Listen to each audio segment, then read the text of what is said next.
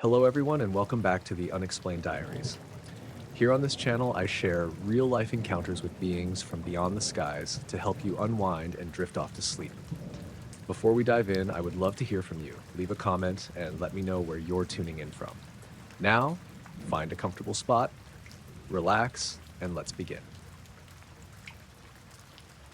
The hum started while I was standing at the kitchen sink, rinsing out a coffee mug I'd barely used. It was low and steady, not loud enough to panic over, but deep enough that I felt it more than heard it. At first, I thought it was someone's car idling outside or one of those distant highway trucks you usually forget about after a minute. It didn't fade, though. It held the same tone, the same pressure, like something was resting on the air itself. I turned the faucet off and just stood there, listening. Outside, the sky was that dull orange-gray it gets just before full dark, thick with humidity. It had been one of those sticky summer evenings where your shirt clings to your back no matter what you do. I wiped my hands on a towel and walked toward the front window. My name's Malcolm Ortega. I lived alone in a small house on Birchview Lane, just outside Cedar Grove. It was a quiet block, mostly older couples and a few families who moved out here for the schools and the space. The hum was still there when I pulled back the curtain. Nothing looked off. No flashing lights, no people standing around, just porches, driveways, and the usual mix of lawn chairs and potted plants.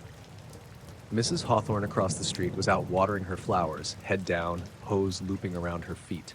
She didn't seem to notice anything. I stepped onto my front porch, the wood still warm from the day. The hum felt clearer out there, almost wrapping around my ears. It didn't come from any specific direction. North, south, overhead, it just existed. I looked nothing. Just a heavy sky and thin streaks of cloud barely moving. I checked my phone, thinking maybe it was some weird construction noise or utility thing. No alerts, no messages. Then I noticed the porch lights. Every single one that was on along the block flickered at the exact same time. Not a normal flicker either. More like a quick dim out, half second of darkness, then back on. It wasn't just my place. It was everyone's. The hum cut off right after. The silence that followed felt unnatural, like when someone suddenly turns off a big industrial fan and your ears haven't adjusted yet. I stood there a moment longer, waiting for it to come back. It didn't. Mrs. Hawthorne straightened up and squinted toward my house. "You hear that?" she called. "Yeah," I said. "What was it?" She shrugged. "Sounded like the power lines." "But the lights just flickered," I said. She glanced around, eyebrows tightened. "Storm, maybe?" The sky didn't say storm, no wind, no thunder, just thick, still air. I went back inside, but the uneasy feeling didn't leave. It settled somewhere behind my ribs, like the air pressure had changed inside me too. 20 minutes passed. I tried distracting myself with TV, scrolling through channels, but I kept hearing phantom echoes of the hum, like my brain refused to let it go. When I finally stepped back outside, the porch light stayed steady, but the air felt colder. Like something had drained a layer of warmth without warning. I walked down the steps and onto the sidewalk. The rest of the street looked normal again. Dogs barking in the distance, someone starting a car 2 houses down. The sense of routine creeping back in. Still, something felt wrong. Halfway down the block, the quieter this time, but present, like it was testing something. I froze in place, eyes scanning upward. Nothing. Then the porch lights flickered again. Not just mine. All of them. The same exact moment. The hum stopped again.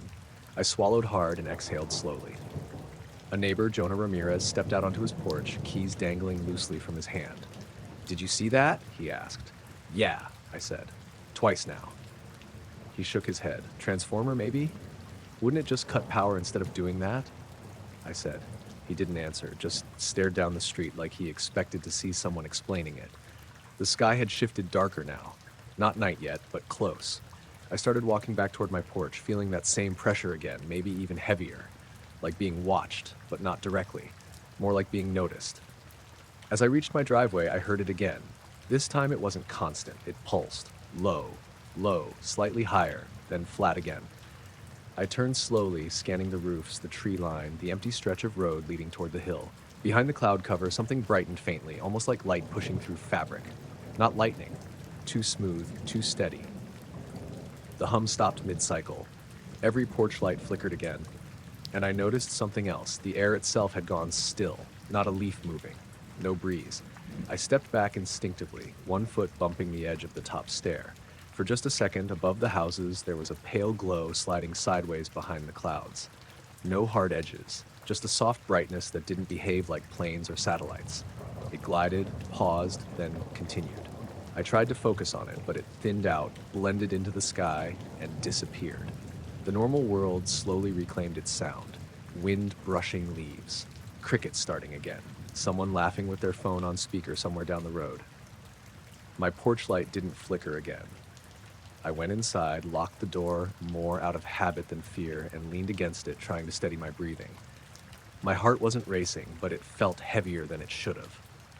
I checked every room, even though I knew no one was there. Everything else was normal. Still, I kept glancing at the ceiling like something might press through it. Later that night, as I lay in bed with the window cracked open, the air felt thick again. The same faint vibration tickled my ears. The hum was back, softer than before. I sat up and looked toward the window. The sky outside glowed faintly behind the tree line like distant light bleeding through. Out on the street, every porch light flickered once more, together, then silence. The first one looked like a slow star that didn't belong where it was. I noticed it while sitting on the hood of my car, parked at the overlook above Crescent Bluff.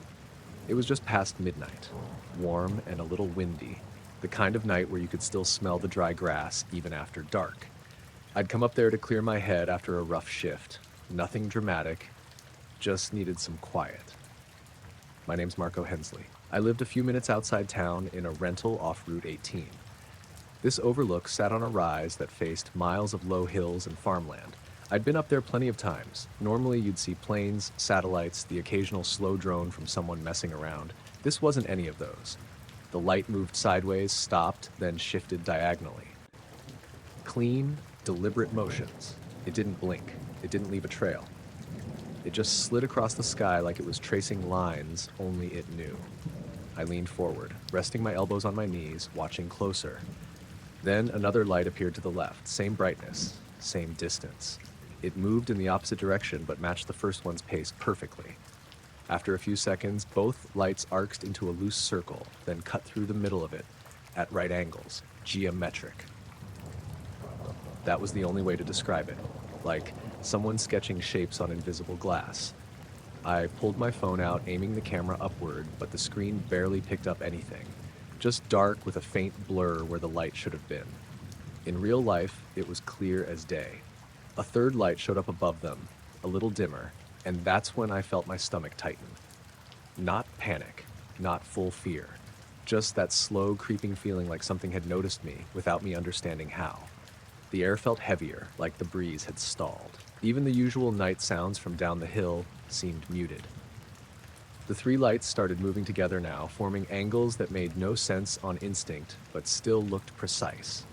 One would move, the others followed, like they were locked into the same path, but offset slightly. I checked the time. 12:14 a.m. I kept watching, barely blinking. The shapes shifted from lines into something that looked almost like a rotating square, though the corners were never perfectly connected. It was like the idea of a square instead of the thing itself. My car radio clicked on by itself for half a second, just static. Then it shut off again. I turned my head toward the driver's seat, then back to the sky. The lights kept moving, slow and steady. No sound, no hum, just silent motion in patterns that made my eyes ache slightly after a while.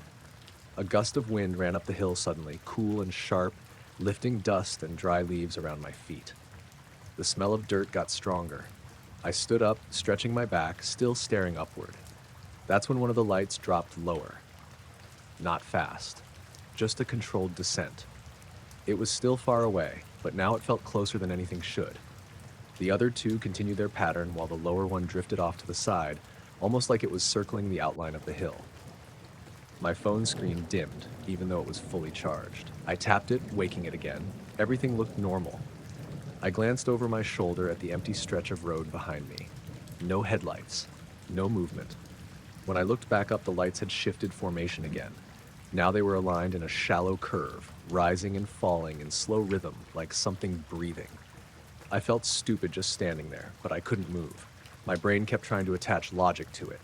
Military test. Atmospheric weirdness. Some drone tech I didn't know about. None of it fit. The lowest light paused mid-sky and pulsed once, very faint, just a slightly deeper glow for a second, not bright enough to light the ground, not enough to cast shadows. It reminded me of someone flicking a lighter behind frosted glass. My hands felt colder now. The night air pressed in around me, quiet and watchful. The trailing light slowly rose back up until all three were level again. They reformed the strange angled patterns, looping through invisible shapes that felt almost purposeful. Then, one by one, they started to dim, not flicker, not vanish, just fade, as if distance itself was swallowing them. The sky behind them didn't change, no cloud cover, no haze thick enough to justify it. They simply grew less solid until they looked like thin pinpricks, then nothing. The night returned to normal. Wind moved again. Crickets picked up where they left off. I stood there another minute, looking at the empty sky, trying to convince myself it was done. The feeling didn't leave. I walked back around the car and sat inside, door still open, watching above the windshield. My heart beat faster than it should have, but not in a rush. More like it was bracing for something that didn't show. Another faint light appeared higher up, much dimmer than before. It didn't join any pattern. It just hovered there, perfectly still. Then it slid upward, not towards space, not sideways, but like it was dissolving straight into the darkness above. It slowly thinned until it blended into the black sky like smoke pulled backward. I closed the car door and started the engine without thinking. The dashboard lit normally, no warnings, no glitches. Driving home, every hill felt too quiet. I kept glancing up through the windshield, half expecting to see those shapes again, hovering above the road, back tracing silent grids over rooftops and power lines. Nothing followed me. When I pulled into my driveway, the porch light glowed the same dull yellow it always had. The house looked normal. Still, I waited a second before getting out. Inside, everything sounded ordinary. The fridge, the fan, the light buzz above the sink. I checked the time again, 12:47 a.m. It didn't feel like 30 minutes had passed. Through my bedroom window, the sky looked calm and empty. No strange motion, no glow. But every time I closed my eyes, I still pictured those impossible shapes moving in slow, careful patterns, like something was testing how the sky itself could bend before letting it quietly swallow the evidence.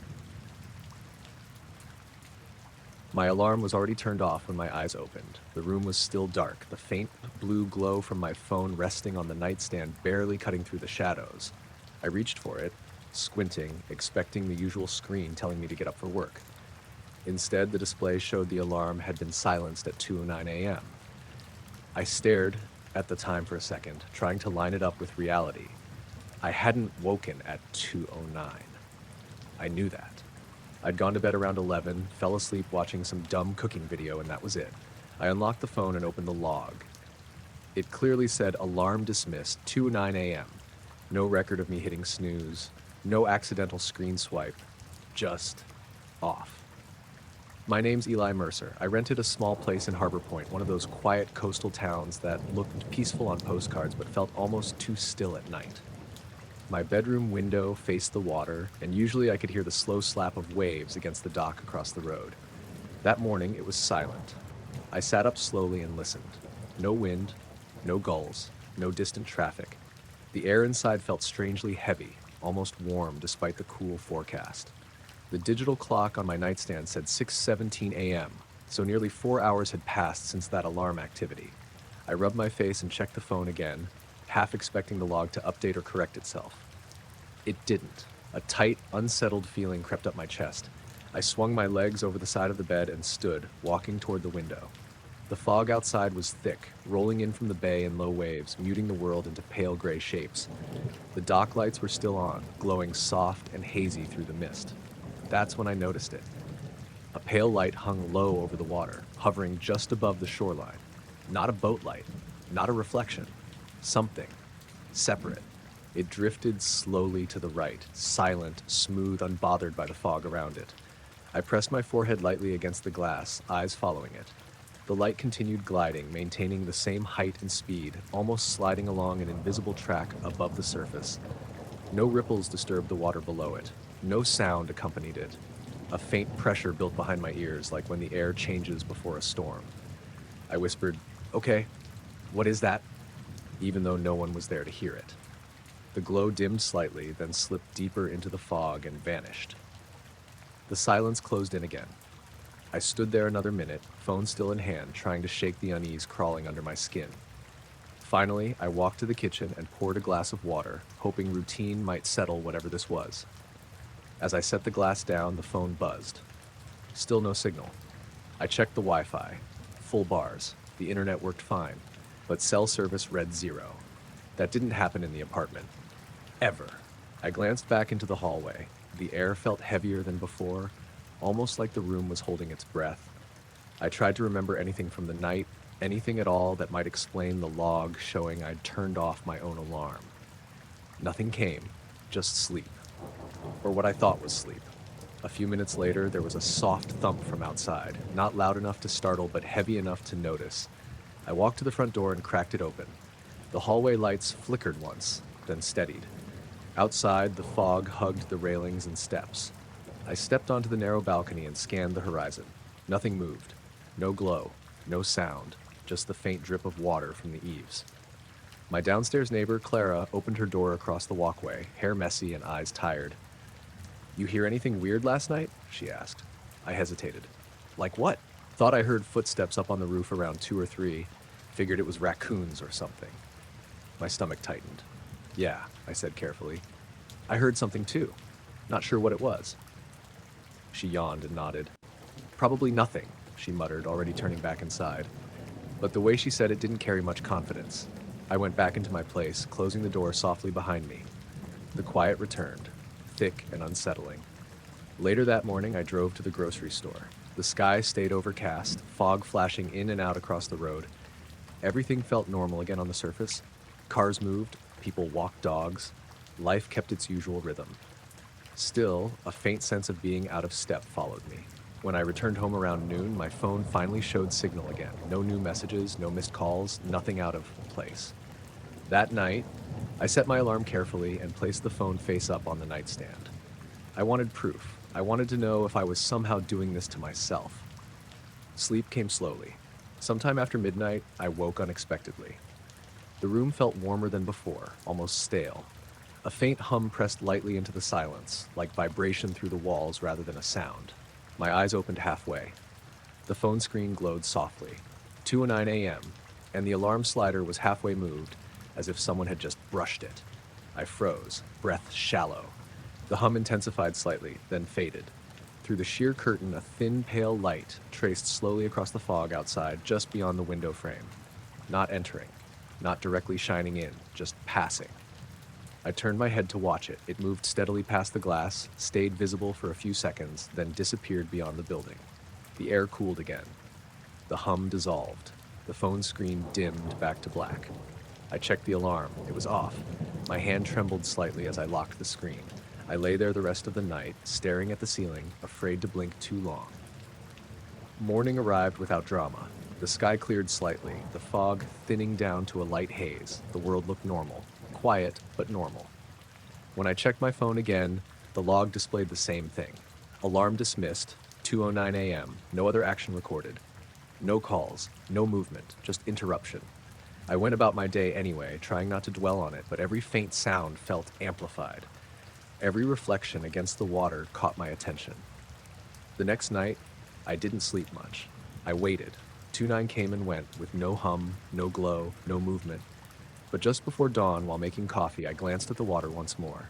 Out beyond the pier, faint and distant, a pale light drifted slowly across the fog, quiet and steady, before blending seamlessly into the gray sky. My flashlight caught a sharp flash off something metallic about 30 yards ahead, right in the middle of the field.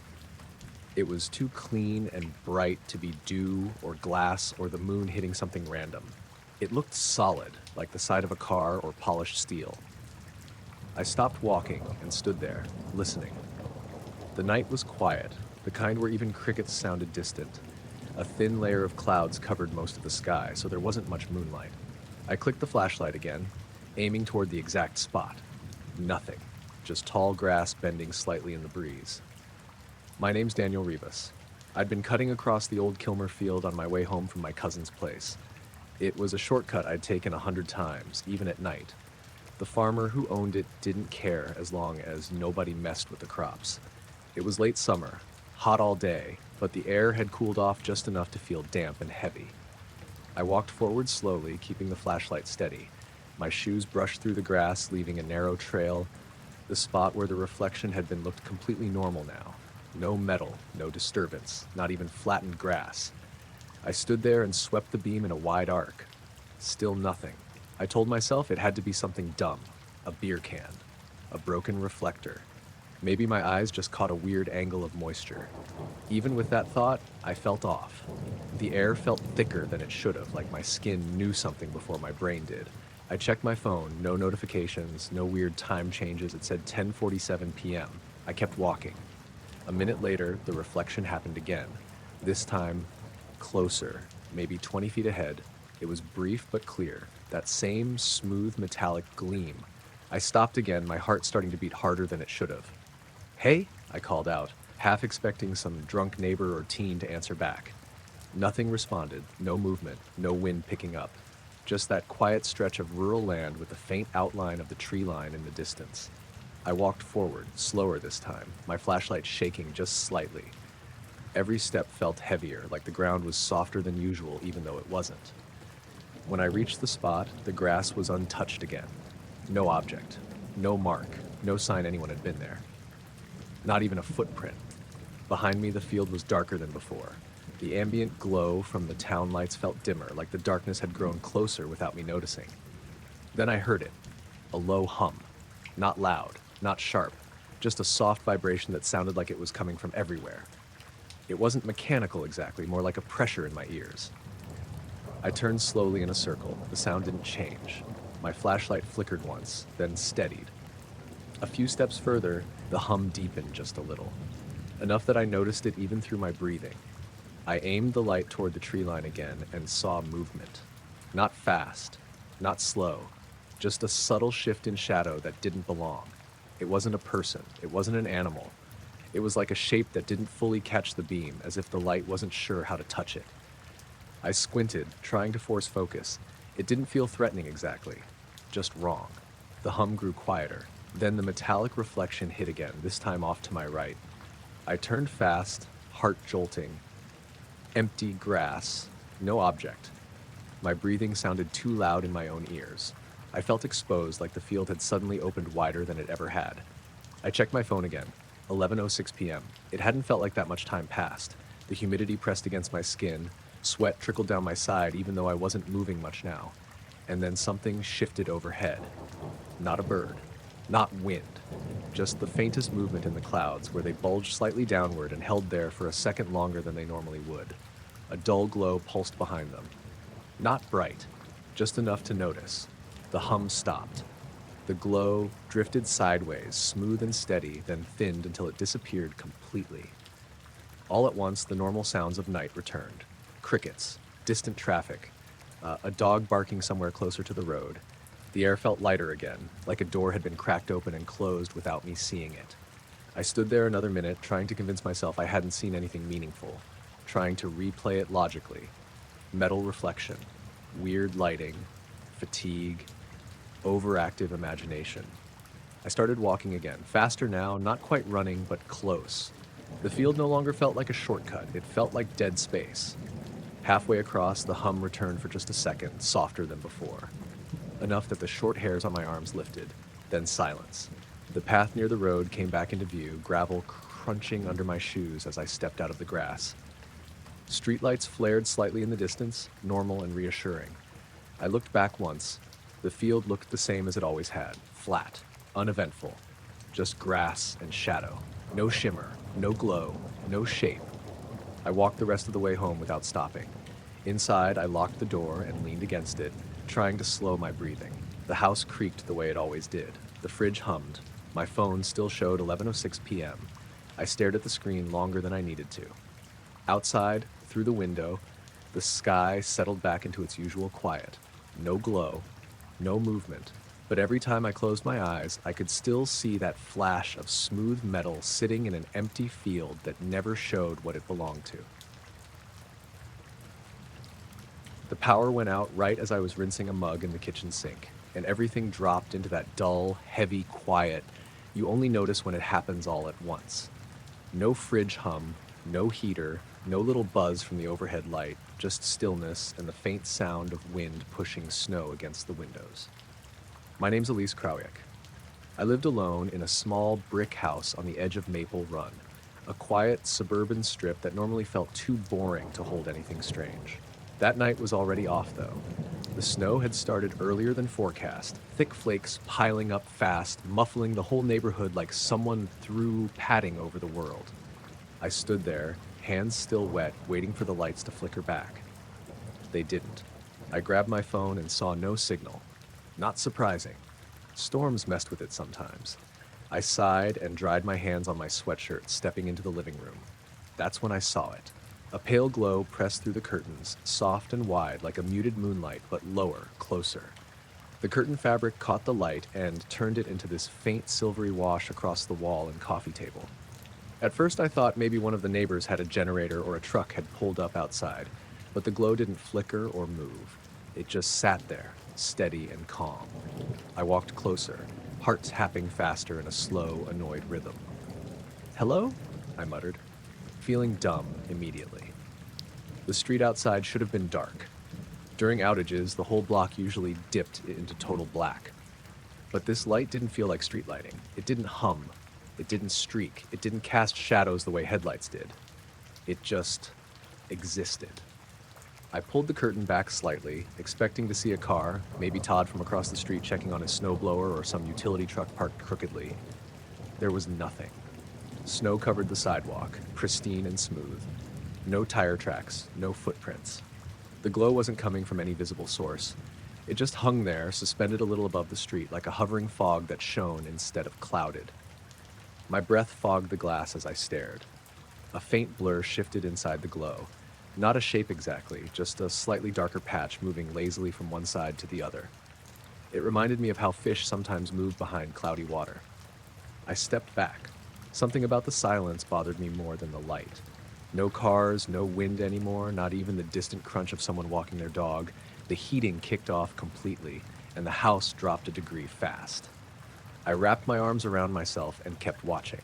The glow pulsed once, very soft, like a heartbeat. I checked the time on my phone, 8:42 p.m. It felt later. I tried the light switch just to see if anything flickered. Still dead. The glow outside brightened slightly, enough that my living room looked dim but visible, outlines of furniture clear where only shadows should have been. I noticed dust motes drifting through the beam, slow and aimless. Then I heard a faint tapping sound from somewhere above the house. Not on the roof exactly, more like a dull pressure shifting, the way ice expands in pipes but slower. I froze, eyes still fixed on the curtains. The darker patch inside the glow moved again, this time lower, like it was tracing the outline of the front yard. It didn't look solid, just an absence in brightness. I edged closer to the door and pressed my palm lightly to the cool glass. No heat, no vibration, just cold and very faint static, like when you touched an old TV. The glow held steady. Then, as suddenly as it came, the power snapped back on. The living room light blinked overhead. The heater groaned back to life. The fridge whirred. Sound rushed back into the house like water filling an empty bowl, and the glow vanished. Outside was pure darkness again, except for the normal porch lights down the block slowly turning back on, one by one. The snow remained untouched. I stood there breathing shallow, staring through the window, expecting to see anything that made sense. A truck driving away, someone moving. Even just a shift in the air. Nothing. I unlocked the front door and stepped onto the porch, boots crunching softly into fresh snow. The air hit cold and sharp, but clean. No strange haze. No scent except snow and damp concrete. The street looked exactly how it always did after a storm. Silent. Ordinary.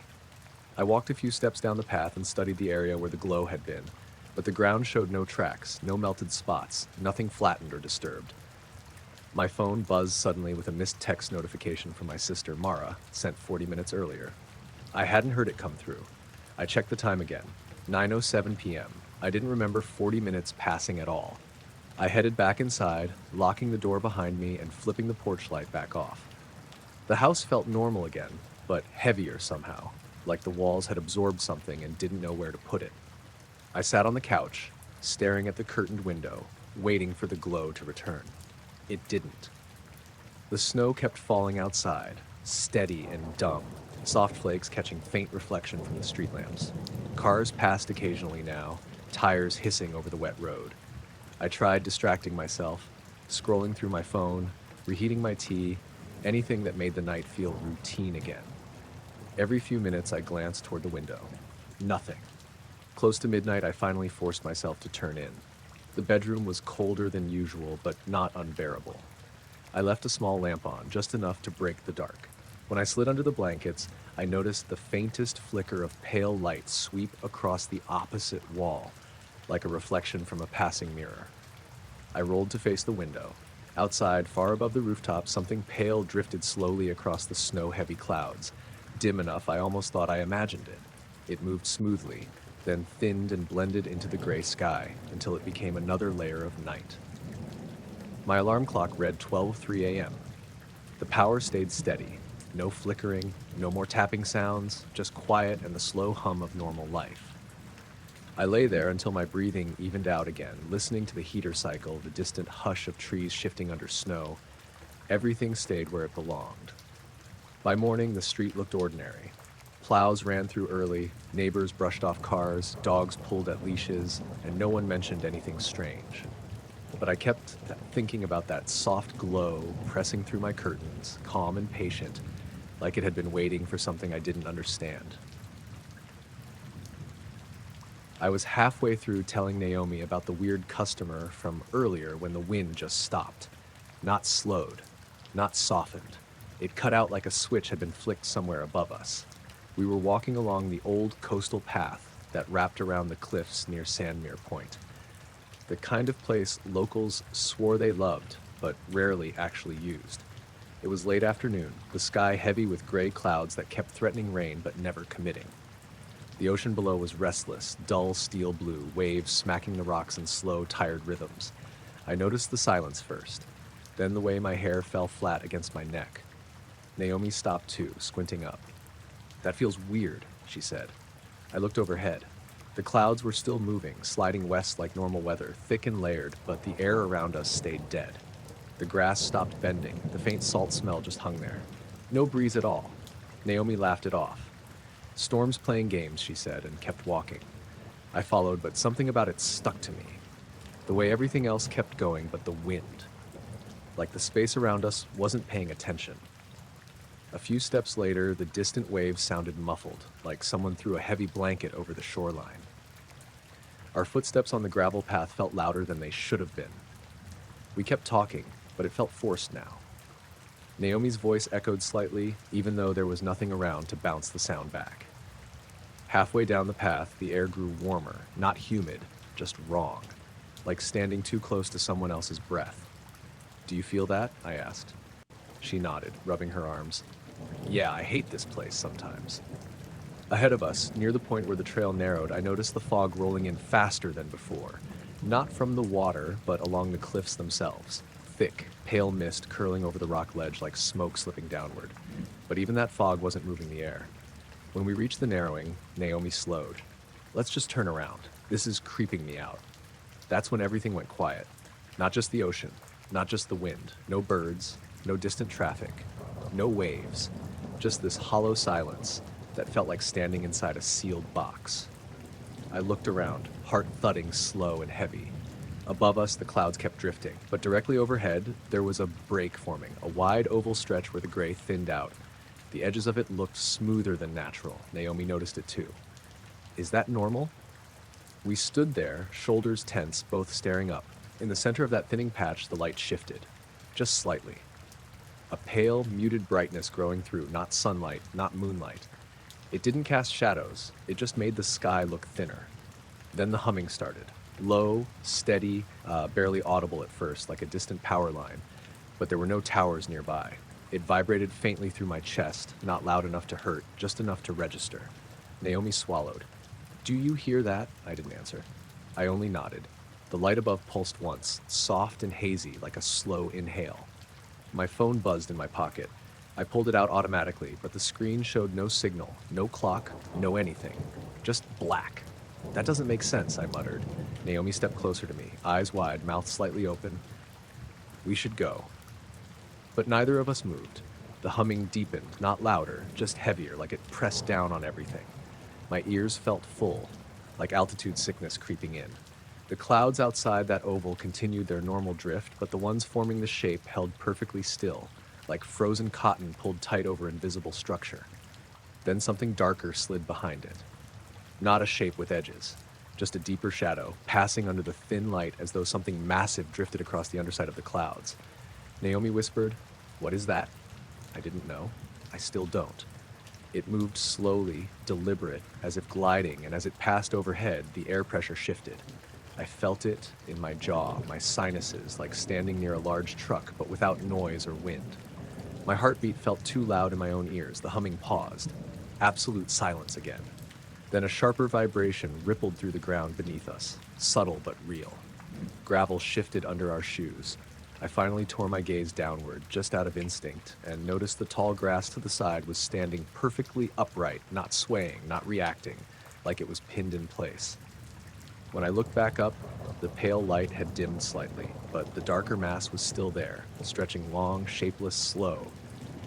Naomi squeezed my arm hard, nails digging through my sleeves. That "We need to leave. Now." I nodded, but my legs hesitated, like my body didn't believe what my brain was screaming. The humming returned, softer, almost gentle, and the light began to thin, pulling inward toward the center of that oval space. The shadow shifted once more, like it rotated, and then it faded, not moving away, just dissolving until the cloud cover thickened again. The wind snapped back on. Sudden and sharp, grass bent, fog scattered. Waves grew louder all at once. We both gasped, like underwater swimmers breaking the surface. "What the hell was that?" Naomi breathed. "I don't know," I said, voice shaking, even if I tried to steady it. We didn't walk. We half-jogged back down the path, not looking up again, boots crunching too loudly against the gravel as if to reinforce reality. By the time we reached the parking area, the air felt normal again, cold and coastal and damp. The clouds rolled overhead like any other ugly pre-storm sky. Cars passed on the nearby road. A gull cried somewhere out beyond the cliffs. Everything normal. Too normal. Naomi stood by her car, rubbing her face like she could wipe the moment away. "You felt that, right? The air just stopping?" "Yeah." "And the sound?" "Yeah." She let out a dry laugh that didn't match her eyes. "Good, at least I'm not losing it alone." We didn't hang around, just awkward goodbyes, quick glances back at the sky, and then we drove separate ways. The whole ride home, I kept checking my mirrors and windows, expecting that strange stillness to return. But the breeze kept brushing the roadside trees. Everything moved like it was supposed to. When I got home, my phone suddenly reconnected like nothing ever happened. Messages rolled in from earlier, missed notifications, normal life piling back up. But later, that night, as I stood at my kitchen window, I noticed the clouds drifting slow across the moon again. And for just a second, right where the sky had thinned above the cliff path, one small patch moved differently. Too smooth, too deliberate. The air inside my house stayed perfectly still. The notification popped up on my phone at 2:17 a.m. A single line from my security app that said, "Motion detected, backyard." I only checked it because I was already half awake, staring at the ceiling and listening to the pipes tick in the walls. I sat up and opened the live feed. The screen showed the usual view of my yard. Patchy grass, the old maple tree by the fence, and the corner of the shed where the paint had started peeling. Everything looked still.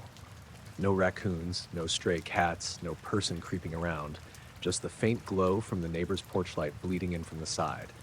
Then I scrubbed back a few seconds to see what triggered it. There was a soft flash. Not a bright burst, not like a camera strobe. More like the yard briefly filled with pale light, as if something had reflected off metal and bounced through the space. It lasted maybe half a second. The tree and fence glowed and then went normal again. No source, no reflection point, just sudden light and darkness. I noticed the timestamp jumped from 2:16:22 to 2:17:22. Exactly 1 minute missing. I frowned at my screen, thumb hovering over the playback bar. The app had glitched before, but never like that. Usually it just stuttered or froze for a second. I rewound it again, slower this time. Same thing. Normal night, then the faint flash, then the time skipping ahead. I pushed the covers back and slipped out of bed, trying not to wake my dog, Miko, curled at the foot. My apartment was cold enough that the tile made my feet tense up when I stepped into the hallway. The backyard door was locked. I checked it anyway, then I flicked on the porch light and peered through the glass. Nothing looked different. The grass was still wet from the earlier mist. The air outside hung heavy and cool, and the neighbors' wind chimes clinked weakly in the distance. I slid the door open a few inches. The night air rolled in, damp and quiet. No smell of smoke, no odd chemical scent, just the faint earthy smell of wet soil. I stepped out onto the concrete slab and stood there, listening. No insects, no distant traffic. Even the usual hum from the power lines near the road felt quieter than normal. I checked the yard with my phone's flashlight, sweeping it slowly across the fence line, the base of the tree, the side of the shed. The beam caught on nothing unusual. No flattened grass, no marks, no objects I didn't recognize. Still, that light bothered me. I went back inside and sat on the couch, staring at the camera feed again. It had returned to normal, timestamp advancing steadily. The yard looked boring and calm, like it had always been. Around 2:40, I noticed something else. The wind chime stopped completely. Not slowed, just stopped. The leaves on the tree didn't twitch. The faint breeze I'd felt earlier was gone. The camera view showed the yard frozen like a still photo. Then the screen flickered, not fully. Just a thin horizontal band of distortion slid across the image and vanished. I leaned closer, eyes narrowing. "Come on," I muttered. Miko lifted her head and let out a low, uncertain huff. That wasn't normal for her. She stayed quiet unless someone knocked. I glanced toward the back door again, listening. There was a faint sound outside. Not footsteps. Not quite. More like a soft shifting, almost like fabric brushing over grass, slow and steady. I held my breath and watched the screen. Nothing moved. No shadows crossed the yard. No figure passed through frame. Then the faint glow returned. This time it wasn't a flash.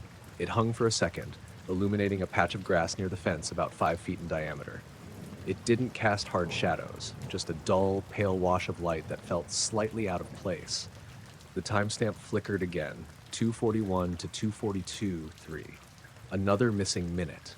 My stomach tightened. I grabbed a hoodie and slipped my shoes on, even though every part of me said I shouldn't go back out there. I unlocked the door and stepped onto the porch again. The air felt thicker now. Not humid exactly, just heavier, like it pushed back slightly when I moved forward. I stood on the edge of the concrete, staring into the yard. The patch where the light had appeared looked normal again. The grass stood upright, glistening faintly. No scorch, no impression, no sign it had been lit up at all. But the quiet was wrong. Even when nothing happened, there was usually background noise. Crickets, traffic, air moving. This felt like being inside a paused moment. I took a slow step off the porch.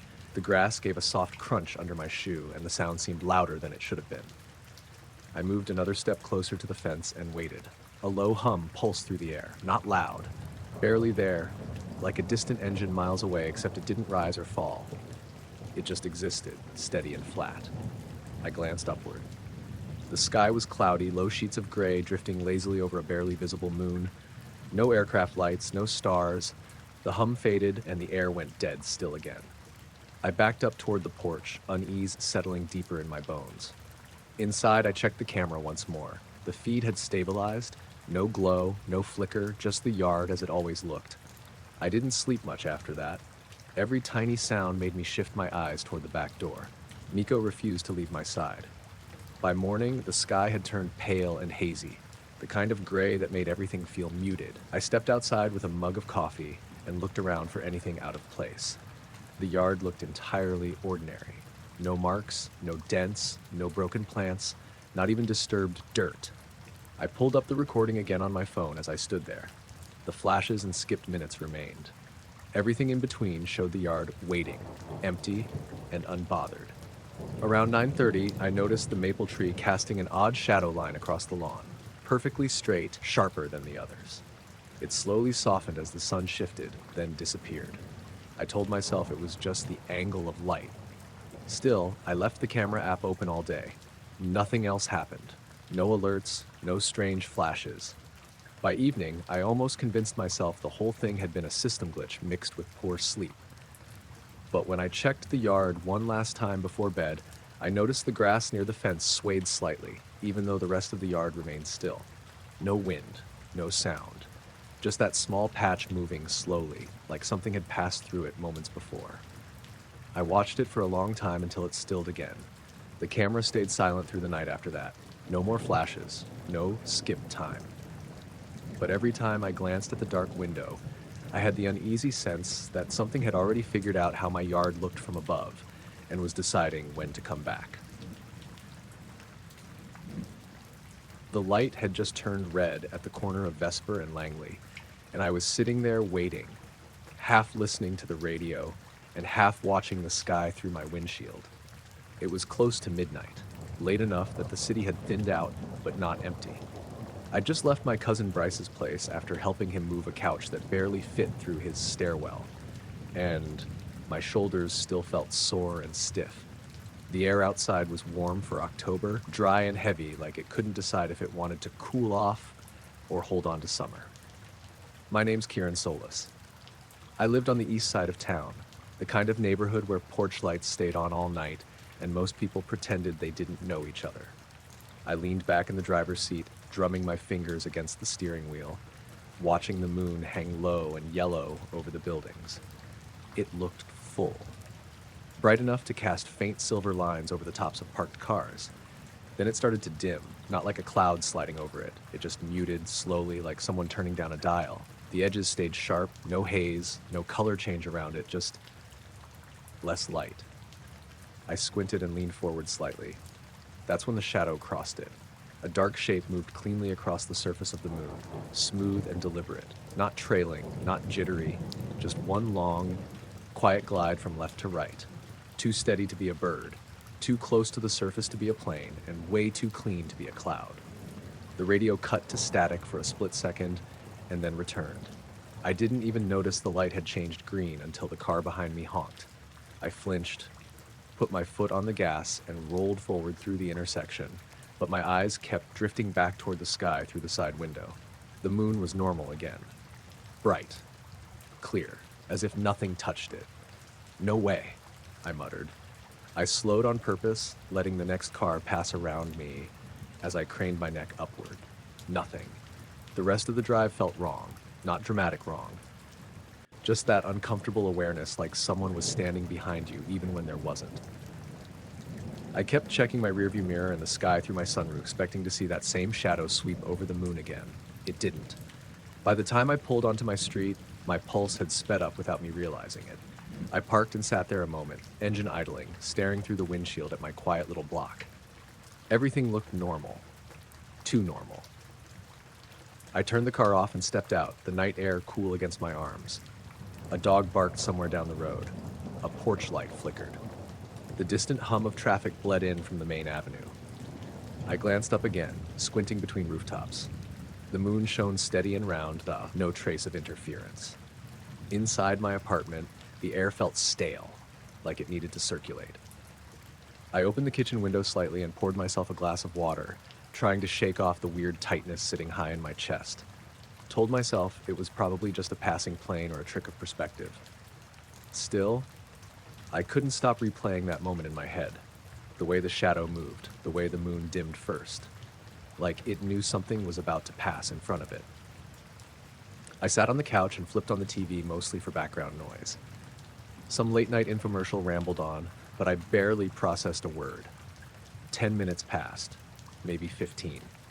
Then the street went quiet again in that way cities only do when something's off in the rhythm. No passing cars, no music from open windows. Even the distant highway noise seemed fainter, muffled. I stood and walked over to my own window, parting the curtain just a little.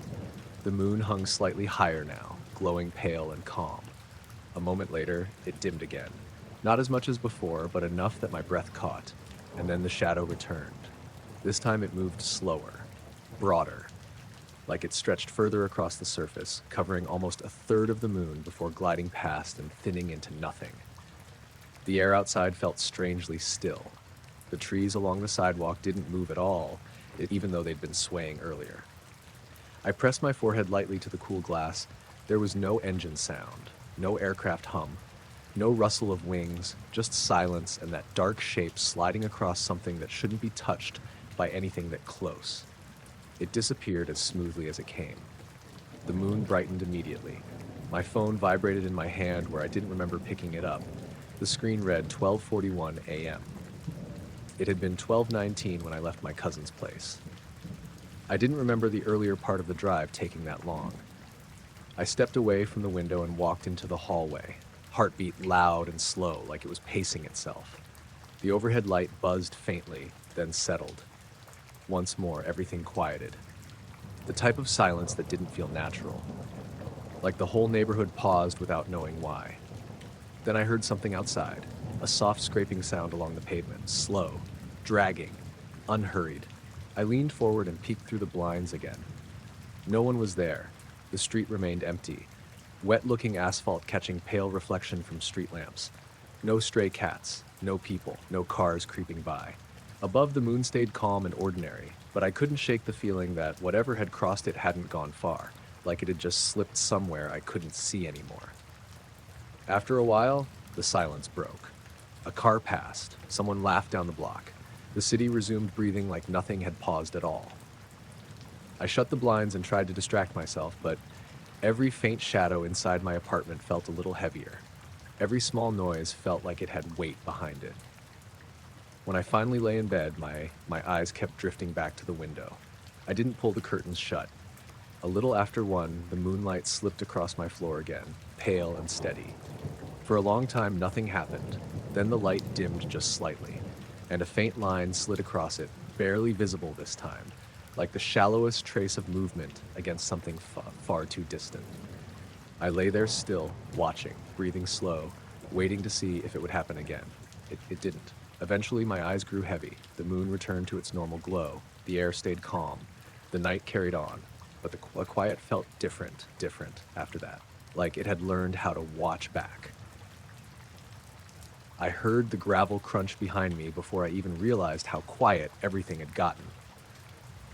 It was one of those early fall evenings where the air felt a little damp and cool, but not cold yet, and I had taken my usual walking path through the wooded trail behind the old neighborhood near Lake Morel.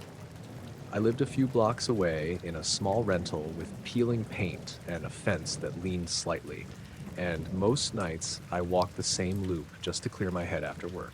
My name is Travis, and I worked maintenance at a community college. Nothing weird ever happened on that trail before. Kids rode bikes there during the day. Dog walkers used it in the mornings. It felt normal, familiar. So when I heard footsteps crunching close behind me, steady and paced like someone matching my stride, I figured it was a jogger or another walker coming up from behind. I shifted a little to the right side of the path to make room. The footsteps didn't pass me, they stayed right behind. Crunch, crunch, crunch. Each step landed about a second after mine, too perfect to be random. I slowed down slightly, expecting whoever it was to either slow to or come around me. The sound kept pace, same distance. That tight feeling started creeping into my chest, the kind where your body reacts before your brain catches up. I stopped completely. The footsteps stopped too. I waited. No voice, no cough, no shuffle of someone adjusting their bag or phone. Just absolute quiet.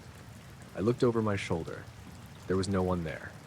The trail behind me curved slightly and dipped into a thicker patch of trees, but I could clearly see 5 or 6 yards back. Empty path. No movement. No rustle. I stood there for a few seconds, listening.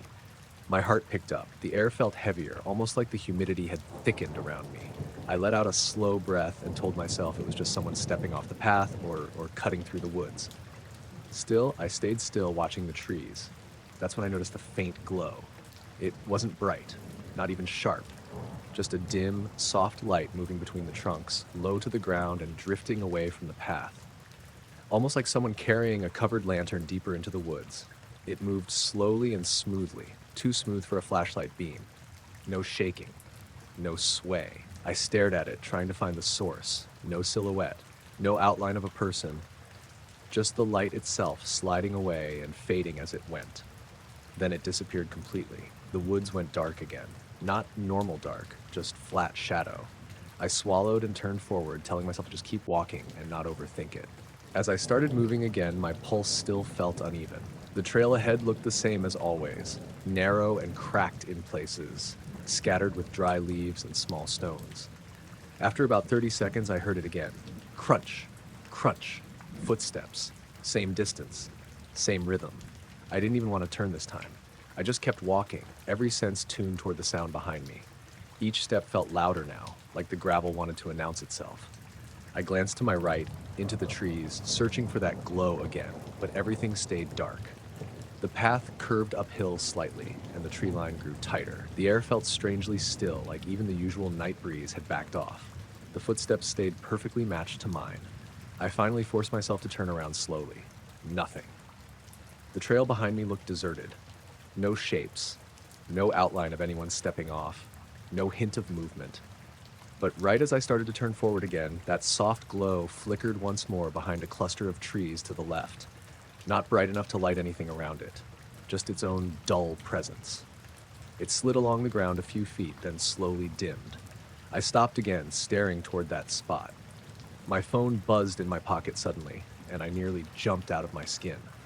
I pulled it out, half relieved to see a normal notification. It was just a text from my sister asking if I'd fed her cat yet. The screen light lit my hands and the trail right in front of me. When I looked back toward the trees, the glow was gone. I checked the time, 8:47 p.m. Still early enough that something like this shouldn't feel so intense, but everything about the trail felt wrong now. I decided to head back toward the street where the porch lights and passing cars were. I turned around and started walking the opposite direction, quickening my pace. After 3 steps, the crunching came back. Behind me. Again. Closer this time. My shoulders tensed and my grip on my phone tightened. I didn't run. I don't know why. Maybe some stubborn instinct told me not to look afraid, but every step felt heavier, like I was walking through thick air. Crunch, crunch. Then nothing. Silence again. No birds, no wind, no trees shifting, just the distant hum of traffic somewhere far off and the faint ringing in my own ears. I turned slowly. No one, just that empty path and dim woods. This time, the glow appeared ahead of me instead of behind. It hovered near the tree line about 15 feet off the trail, faint and pale, not round or defined. Just a soft blur of light that didn't match anything natural. It hung there for a few seconds, unmoving, like it was observing the path. Then it began drifting sideways, sliding behind one trunk, then another, still smooth and soundless. I stood frozen, my eyes locked on it, trying to process what I was actually seeing. It didn't illuminate the leaves, it didn't cast shadows, it just existed. My skin prickled all over. After a moment, the glow dimmed until it blended into the blackness and vanished. The woods returned to their normal look, but the feeling hadn't changed. If anything, it felt heavier now, like something lingered just beyond sight. I took a few steps backward, then turned and walked quickly toward the edge of the trail where the trees thinned. The sound of the gravel shifted as I moved faster, and for a brief moment, I thought I heard another set of footsteps again, but they faded quickly. When the first street lamp came into view, throwing a yellow patch of light onto the sidewalk, I felt my chest loosen slightly. The instant I stepped off the trail and onto pavement, the air didn't feel as dense anymore. Normal night sounds returned, a dog barking, a car door slamming somewhere, wind brushing through leaves. I glanced back at the entrance to the trail. It looked completely ordinary. No glow, no movement, just a dark stretch of trees that felt like it had swallowed something and wasn't giving it back. I walked the rest of the way home without stopping once, my mind replaying the timing of those footsteps and how they had mirrored my own. When I reached my house, I stood on the porch a moment, keys still in hand, listening to the familiar creak of the old siding and the hum of the streetlight overhead. Everything felt normal again, almost too normal. But when I looked down at my shoes, I noticed small bits of gravel clinging to the soles more than usual, like I'd been standing in that same spot longer than I remembered. I brushed it off, unlocked the door, and went inside. The house smelled like detergent and dust and the faint scent of my sister's cat food. Still safe. Still real. Outside the window, the tree line sat motionless, the trail hidden in darkness. And for a long time that night, I kept expecting to hear those steady footsteps crunching up my driveway, matching my own every step just out of view. The train had been running late all evening, that slow kind of delay that made everyone check their watch every few minutes like it might somehow hurry things up. I sat by the window with my backpack between my feet, watching the reflection of my own tired face blur against the dark glass as the suburbs thinned out into open land. It was just past midnight. The car smelled faintly of old upholstery and hot metal, and every now and then the intercom crackled with someone mumbling about the next stop. A guy a few rows up snored with his head tipped back, and a woman across the aisle kept scrolling through her phone even though the signal had dropped to nothing miles ago. I glanced outside out of habit, expecting the usual streaks of orange and white from distant houses or passing roads. Instead, I saw a line of lights off in the distance that didn't move at all. They weren't scattered or blinking. They formed a perfectly straight horizontal line, low on the horizon, like someone had drawn it carefully with a ruler and set it just above the dark land. Each light was small and pale, almost the same color as a distant street lamp, but something about the way they lined up made my stomach tighten. The train kept rattling forward, trees whipping by close to the tracks, but those lights stayed fixed in the same spot. Not getting closer, not drifting, just sitting there, level and still. I leaned closer to the glass, trying to see if it was maybe a highway or some long stretch of parked cars, but the ground below them looked empty. No glow reflecting on the field, no sign of a road. A few seconds passed, then more. The line of lights stayed exactly where it was, unbroken. I glanced around the car, half expecting someone else to be reacting, but everyone looked as bored and drained as before. No one seemed to notice anything strange happening outside the windows. I looked back out. The line had not shifted even a little, even though the train had definitely moved a good distance by now. The longer I watched, the more it felt wrong, like those lights were somehow independent of the world around them. They didn't belong to the land or the sky, they just existed in that one place. Then, as the train started curving slightly, the line began to slip out of view. Not because it moved, but because the angle changed. It stayed in the same spot until the last light disappeared behind the edge of the window frame. My reflection filled the glass again.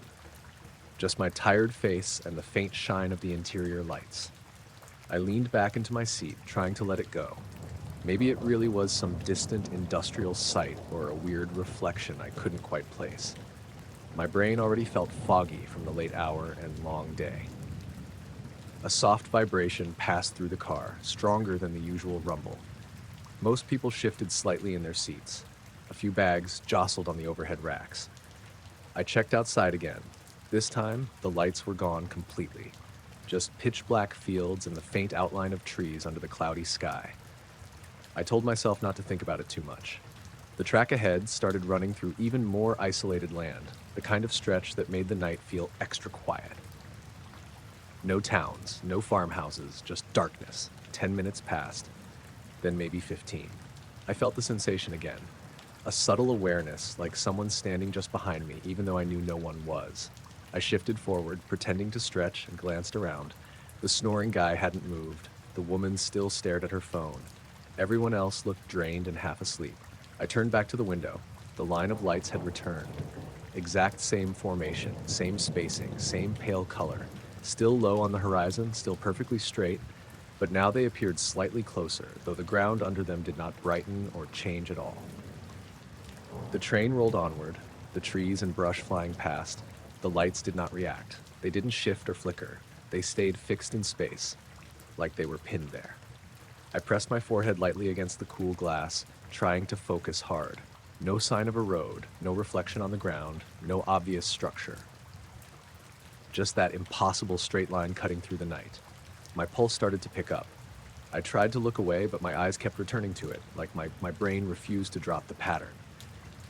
For a moment, one section of the line softened, dimmed slightly, then brightened again to its original intensity. The rest remained constant. A voice crackled over the intercom, announcing a small upcoming stop with a name I barely recognized. The train slowed. The brakes hissed. The lights outside remained frozen in place even as the car gently rolled to a near stop. I watched the line as we waited. It didn't drift, didn't respond. When the train picked back up speed, the lights slowly slipped sideways out of the frame again as the curve of the track shifted my view. They vanished without ever changing position. A heavy, nervous energy settled into me at that point, the kind that made it hard to swallow comfortably. I tried distracting myself by scrolling aimlessly on my phone, though nothing loaded. My mind kept replaying the sight of that line. How wrong it felt. A few minutes later, the train entered a shallow tunnel carved through a low ridge. The windows reflected only the interior lights and the quiet faces of passengers. When we emerged on the other side, the landscape opened into a wide stretch of flat land. The line of lights was back, farther out now, but even longer, extending across a huge portion of the horizon. Completely straight, completely still. My chest tightened. I sat very still, watching. Something about it felt too deliberate, like the lights were aware of the train moving through the darkness, aware of this exact stretch. A faint hum drifted in through a crack in the window, or maybe from somewhere deeper in the car. It didn't match the train's usual mechanical rhythm. The line didn't change, but the area around it felt subtly different, like the darkness itself had shifted tone. I checked the time on my phone. Just after 1:30 a.m., I tried to mark how long I'd been watching, but the sense of time felt slippery, as if it refused to settle. When the train finally began approaching the outskirts of the next town, small scattered lights appeared closer to the tracks, drowning out the distant horizon. The straight line faded into the general clutter of normal nighttime illumination and then vanished entirely from view. I sat there for a long moment, staring at where it had been. The train pulled into the station with its familiar screech and shudder. A few people got off. A cool breeze slipped in through the open doors. I remained seated, still uneasy but unable to explain why. The rest of the ride passed without anything else that's strange happening. Just the slow return to familiar neighborhoods and the faint glow of real streetlights drifting past in messy, human patterns. When I finally stepped off at my stop, the night air felt heavier than usual. I stood on the platform and looked out toward the dark horizon one last time. There was nothing there now, just scattered lights and low clouds. Still, as I walked home, the image of that perfectly straight line stayed fixed in my mind, like it had never been part of the landscape at all, only waiting somewhere beyond the normal view, exactly where the train had been passing. The light in the sky had been drifting so slowly, I almost missed it at first. I stood on the rocky edge of the breakwater behind my cousin's small coastal cabin, hands in my pockets, staring out at the water like I did most mornings. A heavy fog hung low over the bay, the kind that muted sound and made everything feel farther away than it was. The tide rolled in steady and slow, soft enough that I could hear each wave break against the rocks. My name is Mateo Rivas, and I had driven down to this stretch of the Oregon coast to get out of town for a few days. No crowds, no traffic, just salt air and quiet. That pale dot in the sky sat way above the fog line, dull but clear enough to see. It moved like a distant plane might, slow and steady, but there was no blinking, no trail, none of that familiar shape, just a faint white point sliding across the washed-out blue-gray sky. I watched it for a solid mid-minute without really thinking much of it.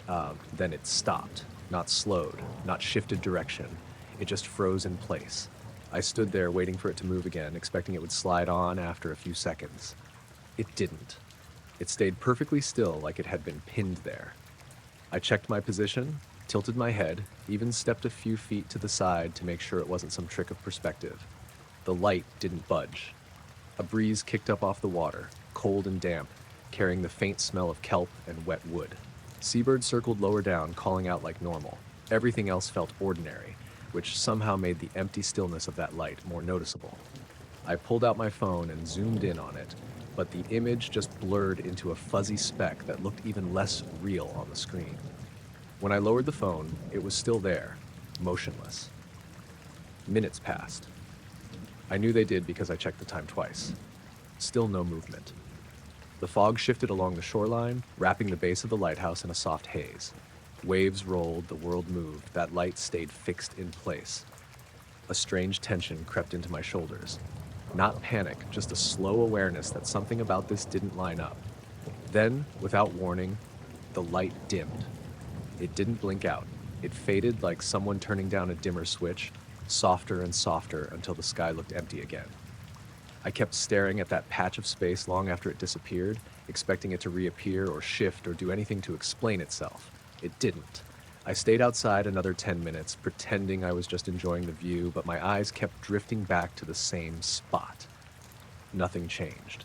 I eventually headed inside, the old screen door creaking behind me as I stepped into the cabin. The wood floors felt cool under my boots, and the smell of old pine mixed with leftover coffee reminded me I was still somewhere normal. I told myself it was probably a satellite or some weird reflection. That explanation felt thin, but I tried to let it sit. A few hours later, as the fog started thinning and weak sunlight filtered through the windows, I walked down the narrow gravel road toward the small general store at the edge of the cove. The same stretch of sky looked plain now, soft blue with faint streaks of cloud. Nothing out of place. Inside the store, a guy named Harold, who lived further down the coast, chatted with the cashier, Marlene, about the weather shifting early this year. I grabbed a bottle of water and let their voices fade into background noise. Normal conversation. Normal morning. Still, something about that frozen light stuck with me. On my way back, I noticed another strange thing. The gulls that usually hung out along the fence line were gone. Not scattered, not moved further down the beach, just absent. The air near the cliff felt heavier too, almost like it pressed against my ears. No wind, no sound. I looked up again, half expecting to see that light waiting there. Nothing. I forced out a quiet breath and kept walking. Gravel crunched under my boots, the sound sharp in the dead air. Each step felt oddly deliberate, like the stretch of road itself had gone tense. When I reached the cabin, I paused before opening the door and glanced back toward the water. A faint glimmer flickered briefly above the horizon, so subtle I almost convinced myself it was sunlight catching mist. But it faded before I could focus on it. Inside, I tried to distract myself. I rinsed a cup, flipped through an old paperback, checked for signal on my phone, even though coverage out there barely existed. Everything felt slightly off, like the quiet was a little too clean. Around noon, I stepped back onto the porch to get some air. The fog had mostly burned away now, leaving the ocean looking flat and pale under an overcast sky. That's when I saw it again, higher this time. A pale point of light gliding slowly across the clouds, almost identical to the one I'd seen earlier. My stomach tightened. I watched as it moved, steady and smooth, just like before. No flicker, no shape, just that soft glow drifting across open sky. And then it stopped again, right in the middle of the cloud cover. I stood still, barely breathing, eyes locked on it. The light hung there, silent and unmoving, like it didn't belong to anything that followed normal rules. The world below it kept going. A small boat cut across the distance. Wind brushed the tall grass along the edge of the cliff. The ocean shifted. That point stayed fixed. I checked my watch again. Time moved. The light didn't. I started feeling watched, though there was no direction to it. Just a heavy sense of presence that made my skin prickle. A minute passed, then another. The light didn't flicker this time. It simply dimmed and seemed to dissolve straight into the color of the sky. Not dropping, not drifting away, just fading until it wasn't there anymore. The clouds closed around that space like nothing ever happened. I stayed on the porch longer than I meant to, waiting for any hint of movement, any return. The sky stayed empty. Eventually, the tension eased just enough that I stepped back inside. The familiar creak of the floorboards grounded me slightly. The hum of the fridge filled the silence the way white noise fills a room. By late afternoon, everything looked normal again. Waves rolled in, birds returned to the shore, wind moved through the grass. But every time I glanced upward, my eyes hunted for that same still spot in the sky. Nothing appeared. As evening rolled in and the horizon darkened, I locked the door and pulled the thin curtains shut. The cabin settled into its usual quiet rhythm, wood popping softly as the temperature cooled. I lay on the couch, staring at the ceiling, replaying the way that light had just stopped, like gravity and motion had agreed to forget it for a while. At some point, the sense of unease dulled enough for me to sit up and look out the window one last time. The sky looked normal, empty, no motion, no glow, just a stretch of dark clouds rolling slowly across the same space where something impossible had lingered far too long before fading away. The vibration rolled through the car so lightly at first, I thought it was just the engine settling. I had been parked at a small pull-off just outside Truth or Consequences, New Mexico, killing time before heading the rest of the way home. The sun had dropped behind the low hills, and the air still felt thick with leftover heat from the day. The asphalt shimmered faintly, like it hadn't let go of the warmth yet. My name is Darren Cole, and I'd pulled over because my head felt full after driving for hours. The town lights were far off, barely visible, and the desert around me looked flat and endless. No other cars, no wind, just quiet. Then that faint tremor passed through the steering wheel and the seat beneath me. It wasn't sharp. It was more like the sensation you get when a semi rolls by, except nothing moved on the road. No headlights, no sound, just that dull vibration, humming, almost, lasting a few seconds before fading. I sat there listening, waiting for it to happen again. Outside, the horizon had turned a dusty purple, the last of the daylight thinning out. That's when I noticed the glow. Low and far off, just above the silhouette of the hills, a soft, pale light drifted from left to right. It looked too smooth to be a plane and too silent to be anything I recognized. It didn't brighten the ground in front of it. It just hovered there, steady. I leaned forward instinctively, gripping the wheel like I needed to ground myself. The vibration came back, a little stronger this time, like something heavy passed nearby even though the road remained empty. The light kept gliding, slow and calm, as if it had its own path no one else could see. I cracked the window, expecting to hear something, but the air was still and dry. No engine noise, no wind, just quiet and that faint glow moving along the horizon. After maybe a minute, the light paused. Not slowed, just stopped. It sat there, unmoving, the way a star might hang in the sky, except this was far too low for that. I watched it, jaw tight, eyes burning from not blinking. The vibration stopped too. Everything went still. I checked my mirrors, half expecting to spot another car or some source behind me. Nothing. Empty road in every direction.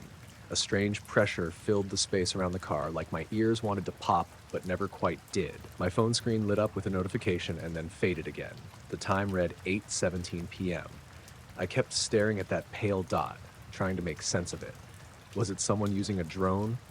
A weird reflection off distant glass? Even those explanations didn't sit right. The glow slowly brightened, not harsh, just steady enough to make my skin feel tight. And then it started moving again, gliding in the opposite direction this time, slower, like it was reconsidering where it wanted to go.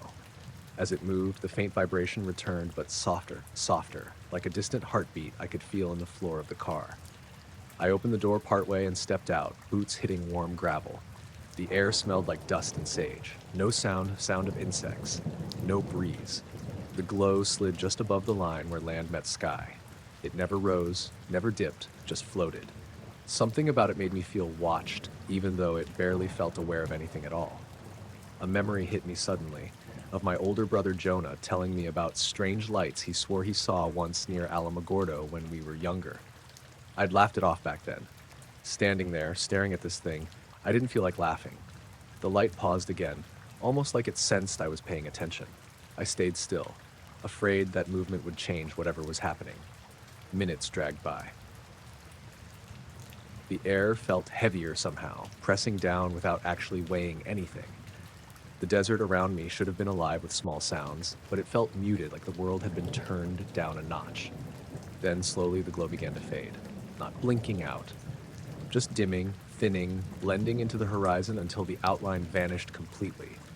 The landscape returned to its plain, dark shape, like nothing had happened. And just as quietly as it arrived, the vibration stopped again. I stood there another few minutes, staring at the same empty stretch of desert, waiting for the light to come back, or for the rumble to return. Nothing did. Eventually, I slid back into the car and shut the door, the quiet clicking sealing me in. The air inside felt too still. I turned the key in the ignition just to hear something familiar, the low engine idle settling around me. The radio came on softly, static and a faint country song from somewhere miles away. I turned it off almost immediately. I didn't want anything layered on top of what I'd just heard and felt. I sat there longer than I meant to, eyes flicking between the horizon and the dashboard. The time ticked forward normally. No jumps, no odd behavior. After maybe 10 minutes, I finally pulled back onto the road, headlights cutting through the dark as I headed out. The drive home felt normal enough. Traffic picked up near the outskirts of town. Streetlights steadied my nerves slightly. Still, every time the road curved and the land stretched open again, I found myself scanning the horizon, searching for that soft, pale glow. It never returned. Later that night, lying in my own bed with the fan humming and the distant sound of my neighbor's dog barking, I replayed that moment again and again. The way the vibration passed through the car. The way the light just paused like motion didn't matter to it. No explanation ever felt right. Not drones. Not planes. Not anything familiar. All I knew for certain was that for a few minutes out there in the quiet desert, something had moved across the horizon that didn't seem to follow the same rules as everything else around it. And then it left, quietly, without leaving anything behind. I was halfway down Brookline Drive when every dog started barking at once.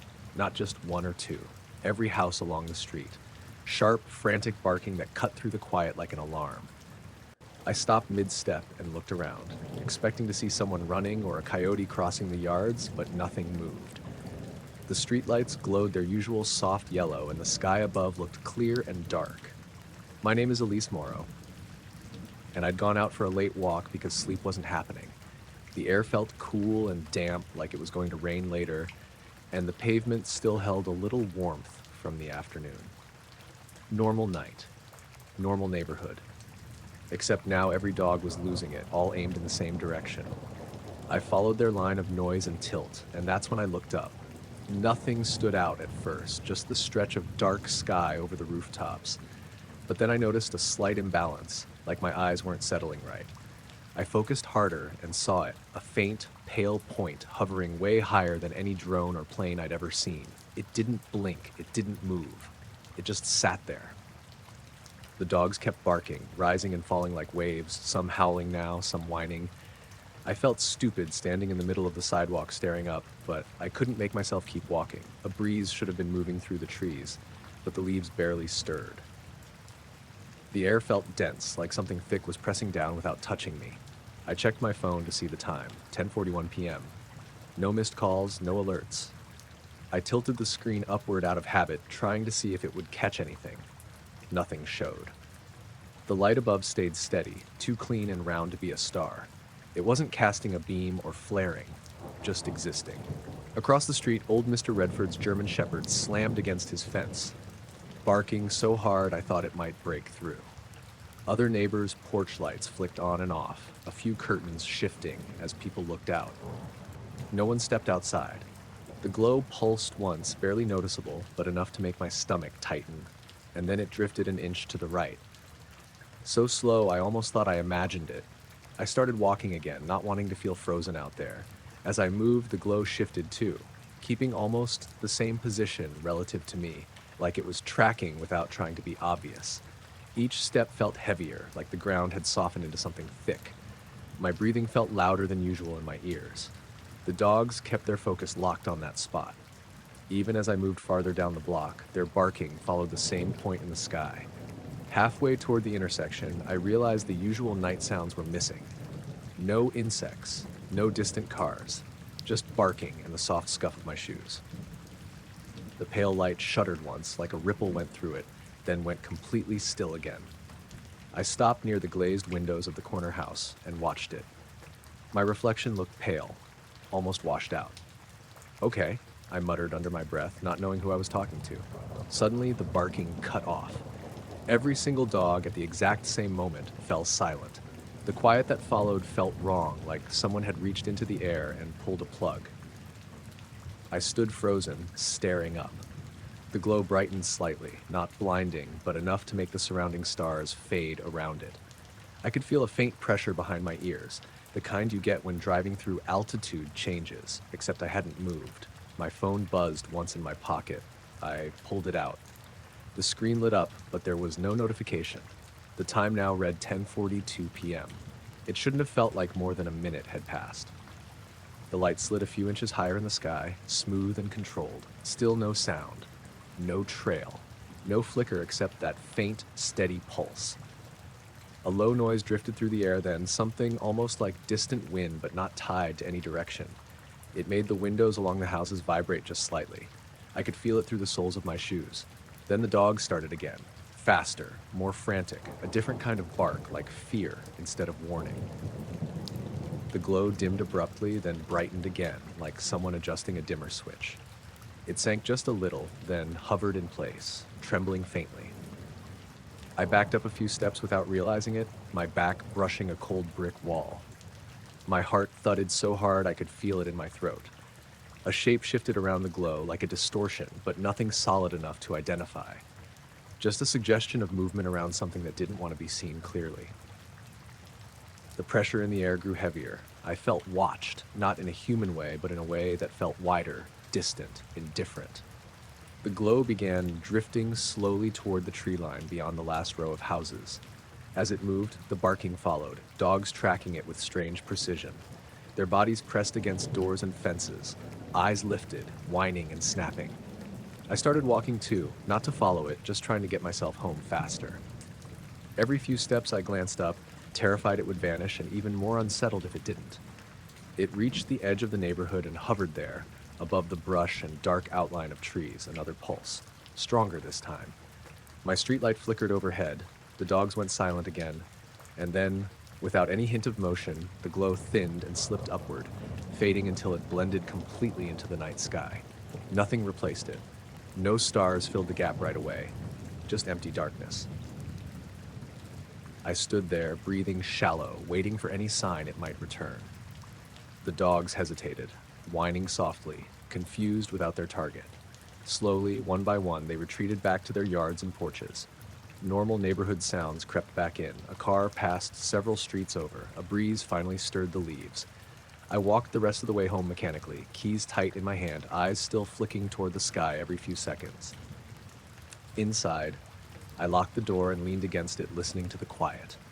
My phone showed 10:44 p.m. Only 3 minutes had passed since I first looked up. From my kitchen window, I scanned the sky again. Nothing unusual, just ordinary darkness and familiar stars. Still, the longer I stood there, the more I felt like something had moved through my street without ever truly belonging to the night.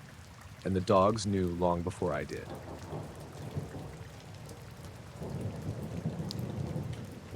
Condensation formed a perfect ring on my windshield while I was sitting in the grocery store parking lot, engine off, windows cracked just enough to let the late summer air drift in. It was still warm out, no sudden chill, no foggy breath, just this smooth, clear circle of moisture like someone had pressed a cold metal hoop against the glass. It caught my eye because it didn't look natural. Not streaked, not patchy, just a ring. My name was Darren Kovach, and I'd pulled over in the far corner of the lot to answer a call from my cousin Mateo. The sun was low and washed everything in dull orange light, the kind that made the asphalt look soft and dusty. There were a few cars going in and out, nothing strange about the place, except that ring. I rubbed at it with my sleeve. It didn't smear. It just faded and then crept back into shape, like the glass remembered it. I checked my dashboard temperature out of instinct.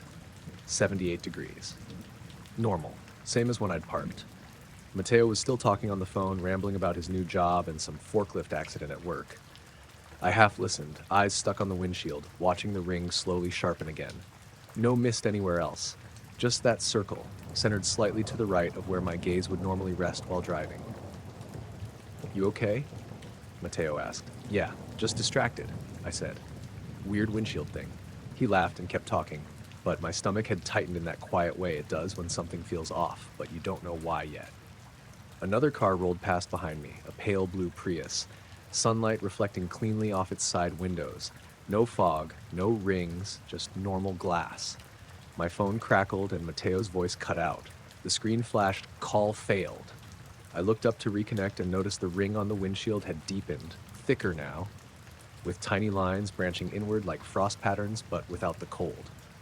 The air inside my car still felt warm and dry. I rolled my window down more, letting the outside heat rush in, just to see if anything shifted. Nothing changed. The ring stayed. I started the engine and pulled out of the lot, heading toward Route 6 like I'd planned. As the car moved, the ring moved with the glass, staying perfectly centered, almost like it wanted to be in front of me. No other cars had anything like it. At the stoplight, I leaned forward to study it closer. It had a slight shimmer, like condensation about to evaporate, but it never did. Around it, the rest of the windshield stayed perfectly clear. The light turned green. I drove on. It felt stupid to be unsettled by something as simple as fog, but this didn't behave like fog. It looked deliberate, measured, meant. Heading out of town, houses thinned into low fields and distant tree lines. The sky turned from orange to soft gray as the sun dipped lower. A faint layer of clouds rolled in from the west, nothing threatening, just heavy enough to dull the horizon. The ring pulsed once, barely noticeable, a subtle darkening and lightening. I blinked, convinced my eyes were tired. It stayed the same. A few miles down the highway, my phone buzzed with a text from Mateo. Call me back. I tapped the screen, but the signal bars dropped to 0. No service. That didn't make sense. This stretch of road always had coverage. I crested a slight hill and glanced ahead, half expecting something to cause all this. The road stretched empty, quiet, just me and fields on either side. Then I noticed another patch of condensation forming, faintly near the far edge of the windshield. Not a full circle, just a soft arc like the edge of another ring that never fully appeared. A low, distant hum drifted into the car. It wasn't coming from the engine or the road beneath me. It felt like pressure, more than sound, vibrating faintly through the steering wheel. I checked my mirrors. No cars behind me, no trucks. Just open road and fading light. The original ring thickened again, clearer now, and I realized it wasn't quite round. It was too precise, too smooth. My breathing felt shallow without me trying. The hum grew slightly stronger. Not loud, just present. I pulled over onto the narrow gravel shoulder, tires crunching softly as I stopped. The car idled. The hum didn't change. The ring sat there, calm, as if waiting. I opened the door and stepped out. The evening air hit me full force, warm and still. No breeze, no insects, just quiet. Standing beside the car, I expected the condensation to whiten or vanish, but it looked the same from the outside. A faint, perfect halo on the glass. Still no sign of fog anywhere else. I took a few hesitant steps around the front bumper, scanning the windshield from different angles. Sunlight barely kissed the horizon behind me, throwing long shadows across the field. And then I noticed something odd. The ring didn't reflect the sky the same way the rest of the glass did. Through that circle, the sky looked slightly darker, like it filtered light instead of reflecting it. The hum deepened, subtle, slow, like the low note of something massive moving far away. I checked the field ahead, searching for any source. Nothing moved. No power lines nearby, no towers. The condensation around the ring began to creep outward just a little, thin veins forming like frost about to spread. But the temperature hadn't changed. My breath didn't show. My arms didn't feel cold. I stepped back, suddenly uncomfortable being so close to it. My phone vibrated in my pocket. I pulled it out. Still no signal. Time read 7:12 p.m. I glanced back up at the windshield. The ring had shifted. Not dramatically, but enough to know it was no longer centered where it had been before. It had slid slightly upward, as if following my line of sight. My skin prickled. The hum grew fainter, thinning like sound drifting away. And then something else caught my attention. A faint glow just above the horizon, far out past the fields. Soft, pale, almost like a reflection of the dying sun, except the sun was behind me now. The glow didn't flicker. It didn't break into pieces. It just hovered low, steady and quiet. The ring responded. It tightened, edges sharpening, condensation drawing itself into a clearer outline. The veins receded, leaving only the circle again, more defined than before. I stood there, frozen, watching the distant glow hold perfectly still while the sky slowly dimmed around it. Another soft vibration rippled through the ground beneath my boots. No birds, no wind. I forced myself back into the driver's seat and shut the door. The inside of the car felt heavier now, like the air had thickened. I stared through the ring at the glow on the horizon. The two lined up unnervingly well, as if the ring framed it. Several seconds passed, maybe longer. My sense of time felt slow and stretched. Then the glow shifted sideways, smooth and silent. The ring followed, not sliding across the glass like liquid, but reforming in that new position, as though it had always been meant to sit there. The hum returned, softer but steady. I gripped the steering wheel and swallowed hard, pulse loud in my ears. Fear didn't rush me all at once. It crept in heavy and slow, filling the space behind my ribs. The glow drifted farther left. The ring adjusted again. I finally started the car and pulled back onto the road, heart thudding. As I drove, the glow kept the same distance, never getting closer or farther, just pacing me along the horizon. The ring remained steady in front of my eyes, like a sighting target I couldn't escape. Mile after mile passed in swallowed silence. No radio, no service. Just the road and that quiet light. After what felt like forever, the glow diminished slightly, then again, until it thinned into barely visible haze. The ring on the windshield softened and finally dissolved as well, vanishing without streaks or residue. The hum faded with it. I slowed the car, breathing harder than I realized, watching the last hint of light melt into the darkening sky. Nothing replaced it. No sudden normal noise, just distant crickets returning and the soft rush of tires on asphalt. By the time I reached the edge of town again, my phone signal returned like nothing had happened. A missed call from Mateo. A few regular notifications. The windshield stayed clear the rest of the drive. But every time the glass caught the last traces of sunlight just right, I could almost swear I saw the faint outline of a circle trying to reappear, as if the surface remembered something it wasn't supposed to hold. A low humming tone pulsed quietly through the open window beside my bed, soft enough that, at first, I thought it was the refrigerator downstairs or the old heater rattling awake. I'd left the window cracked because the air inside the cabin felt stale, even though the night outside was cool and damp. The sound didn't fade or change like normal background noise. It stayed steady, like a slow heartbeat, from somewhere beyond the trees. I pushed myself up and glanced toward the shoreline. The ocean was barely visible, just a flat, dark stretch under a cloudy sky. The stars above looked off. Not brighter or dimmer, just slightly misaligned, like the pattern had been nudged out of place. I stared for a few seconds, expecting my eyes to adjust. They didn't. My name was Jonah Mercer, and I'd been staying at this rented coastal cabin for 2 nights, trying to clear my head after a long stretch of work. The place was quiet, isolated, and exactly what I needed, until that sound started moving through the air. I checked my phone. 1:42 a.m., no notifications, no missed calls. The hum deepened, not louder, just more present, like it filled the air rather than traveling through it. I swung my legs out of bed and padded across the wooden floor, bare feet brushing past cold knots in the planks. The sound felt closer by the time I reached the window. Outside, the trees along the edge of the property held perfectly still. No wind, no rustle. Even the waves seemed muted. I leaned forward and scanned the sky again. The stars didn't twinkle the way they usually did.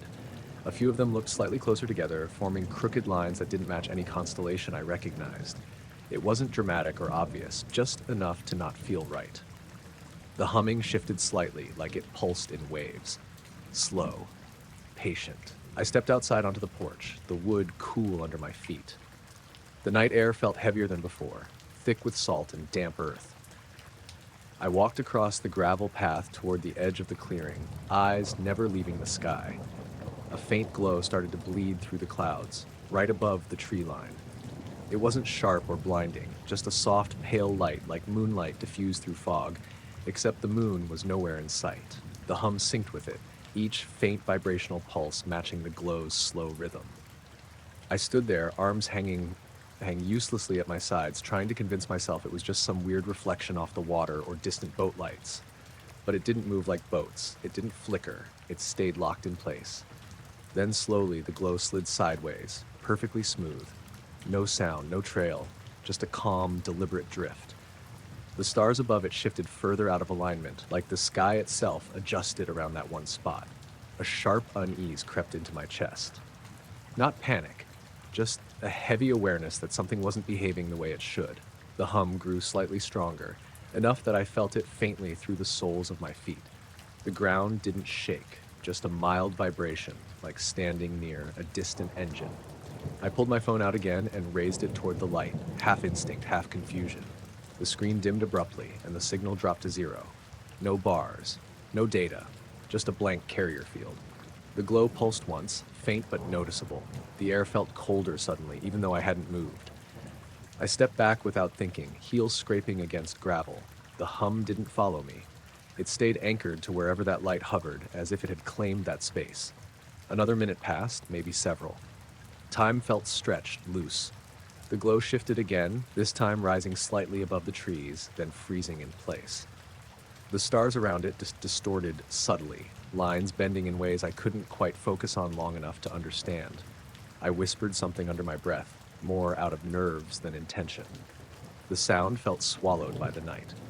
Behind me, the cabin door creaked faintly, as it caught a tiny movement in air I didn't feel. I turned my head briefly just to check the house, then looked back up. The glow had dimmed, shrinking slightly, but the hum intensified for a few seconds, vibrating through my jaw and ears. It wasn't painful, just intrusive. The sky cleared around it for a moment, and I could make out something darker within the glow. A smooth shape, no sharp edges, like a shadow against light that refused to resolve into anything familiar. The thought crossed my mind that I should go inside, lock the door, pretend I didn't see anything. I didn't move. The glow drifted again, higher this time, slowly approaching the thin clouds above. The hum began to thin, as if pulling away from the ground. The stars reconfigured slightly, snapping back closer to how they should have looked, but not quite perfect. I took a few cautious steps backward toward the porch. The glow suddenly steadied, holding still for several long seconds. Then, without sound or flare, it faded. Not abruptly, just slowly draining out of the sky until there was nothing but dark and uneven star patterns. The hum lingered for a moment longer, faint and hollow, before dissolving into the quiet night. Silence returned in pieces. Distant wave crash, a bird settling somewhere in the trees, the faint flutter of leaves. I stood out there a few minutes longer, heart beating too fast for how still everything felt. When I finally went back inside and shut the door, the air didn't feel heavy anymore, just normal again. Dim, uneventful. I checked my phone. Signal bars returned. The time read 2:01 a.m. I stared at the clock, realizing I could have sworn it had only been a few minutes since I'd looked last. The room felt colder than before. I climbed back into bed but couldn't fully relax. Every small sound made me tense. Every faint creak in the wood drew my attention toward the window again. The stars outside looked ordinary now, this familiar. But every so often, in the space just behind my thoughts, I kept sensing that quiet hum, like a memory echo. And I couldn't shake the feeling that the sky had briefly shifted and then carefully put itself back the way it found me. My shadow stretched out across the cracked sidewalk in front of me, suddenly twice as long as it should have been, even though the streetlight above hadn't flickered or shifted. It looked warped, like it belonged to someone taller, someone standing at a different angle. I slowed to a stop and stared down at it, waiting for the light to change or for a car to pass and mess with the darkness. Nothing happened. After a few seconds, the shadow slid back into its normal shape, neat and predictable again. I stood there for a minute, half expecting it to stretch again. It didn't. The street stayed quiet. My name was Elise Navarro, and I'd been walking home from my sister Maribel's place a few blocks over. It was late but still warm, that thick summer night kind of warm that clung to everything. The sky was clear, and the neighborhood was half asleep, a few porch lights on, the occasional TV flickering behind curtains. I kept walking, trying to shake the weird feeling that followed that little moment.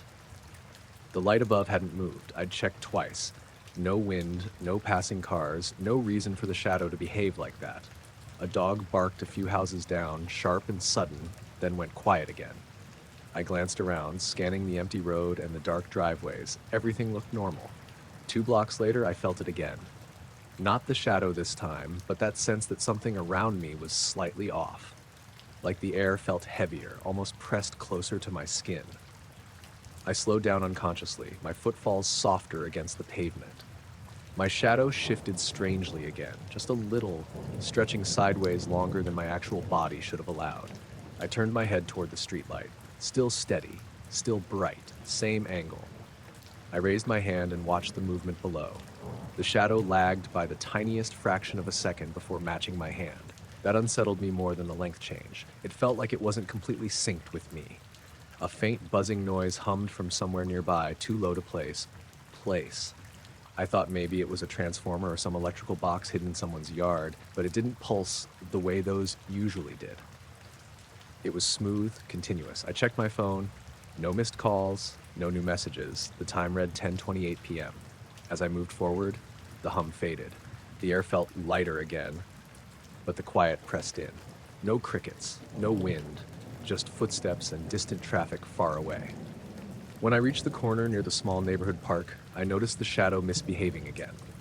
Longer, too sharp. It stretched toward the grass like it wanted to slip off the pavement. A distant light glowed faintly beyond the park, near the line of trees. It wasn't one of the usual lampposts. It was lower, softer, pale. It hovered just beyond the branches, but barely noticeable unless you focused on it. I stopped again and stared toward it. The light didn't flicker or move. It didn't cast a beam. It just sat there quietly. My shadow darkened suddenly, as if something briefly passed between me and the streetlight. I looked up instinctively, expecting to see a bird or maybe a drone. Nothing was there, just empty night sky. The glow near the trees dimmed slightly, then returned to its earlier brightness. The buzzing reappeared, sharper now, a faint vibration that seemed to travel through the ground instead of the air. I shifted my weight, feeling the soles of my shoes faintly humming. I took a hesitant step toward the park entrance. The shadow snapped back into perfect alignment, normal length, normal shape. For a second, everything looked ordinary again. Then the glow moved. It drifted a few feet to the right, smooth and steady, as if sliding on invisible rails. The trees didn't sway around it. Leaves didn't react. The light just repositioned itself. I whispered, "Nope," under my breath, but didn't turn around yet. Another step forward. The hum deepened. The glow paused. My shadow stretched again, unnaturally long, pointing straight toward the light now. I suddenly felt watched, not by someone behind me, not by a pair of eyes, just a general awareness that something had noticed me standing there. I hesitated, heart starting to thud harder than it should for a normal evening walk. The glow thinned, almost shrinking, then expanded again. It didn't brighten or dim dramatically, just shifted subtly, like it was adjusting. The streetlight overhead flickered once, not fully off, just a small stutter of brightness. When it steadied, my shadow snapped briefly sideways, then corrected itself. I backed up a step without breaking eye contact with the tree line. The hum weakened slightly, but didn't vanish. The glow remained. A car passed somewhere far behind me, its headlights washing faintly across nearby house fronts. My shadow exploded into weird overlapping shapes for a second, then returned to its elongated form.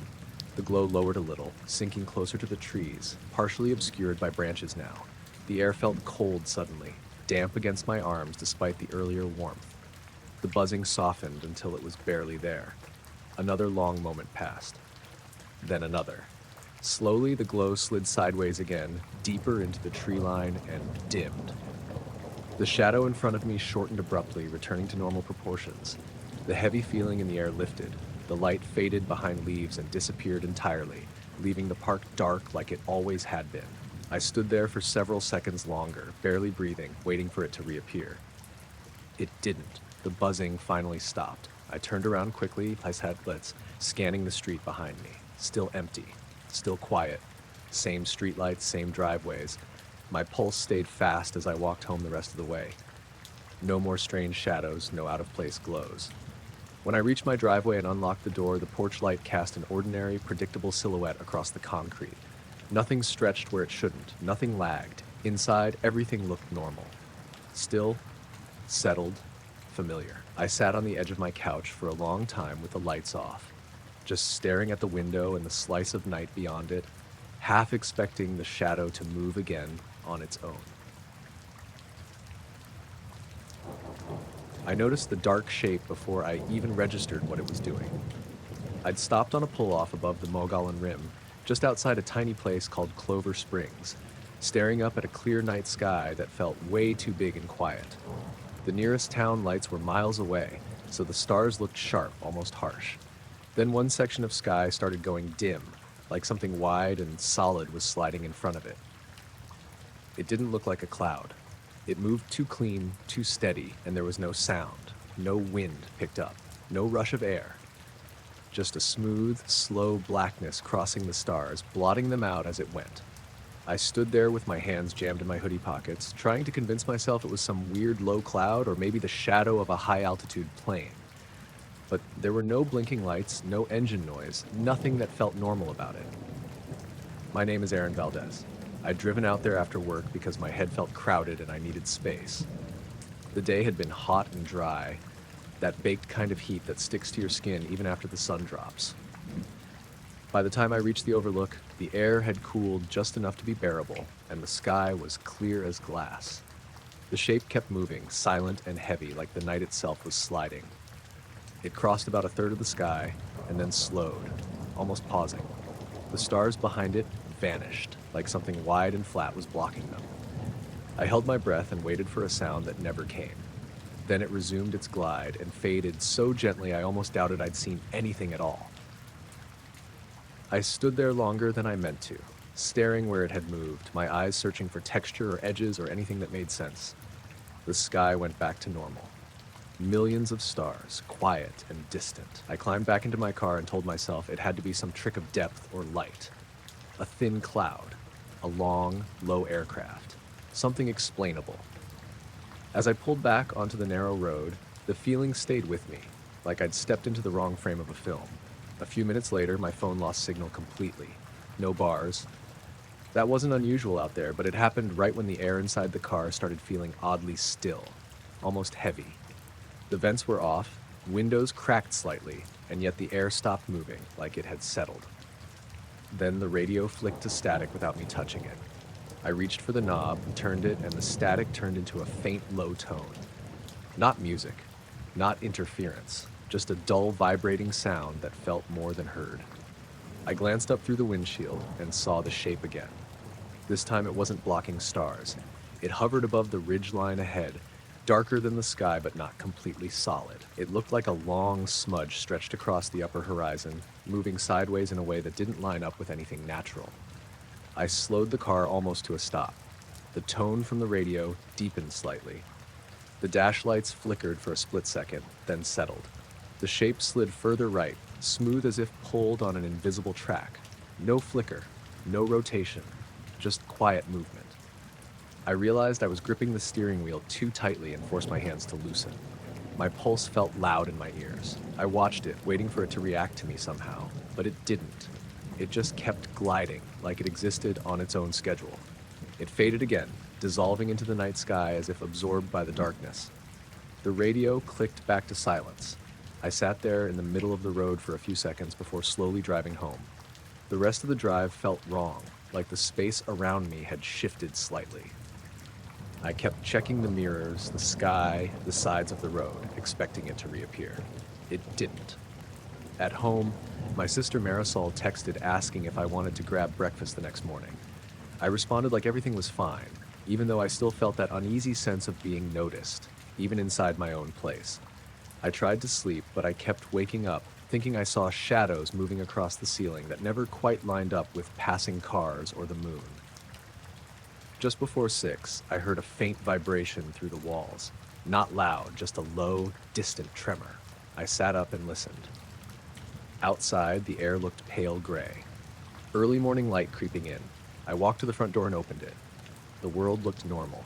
Quiet suburban street, a few parked cars, no sign of anything unusual.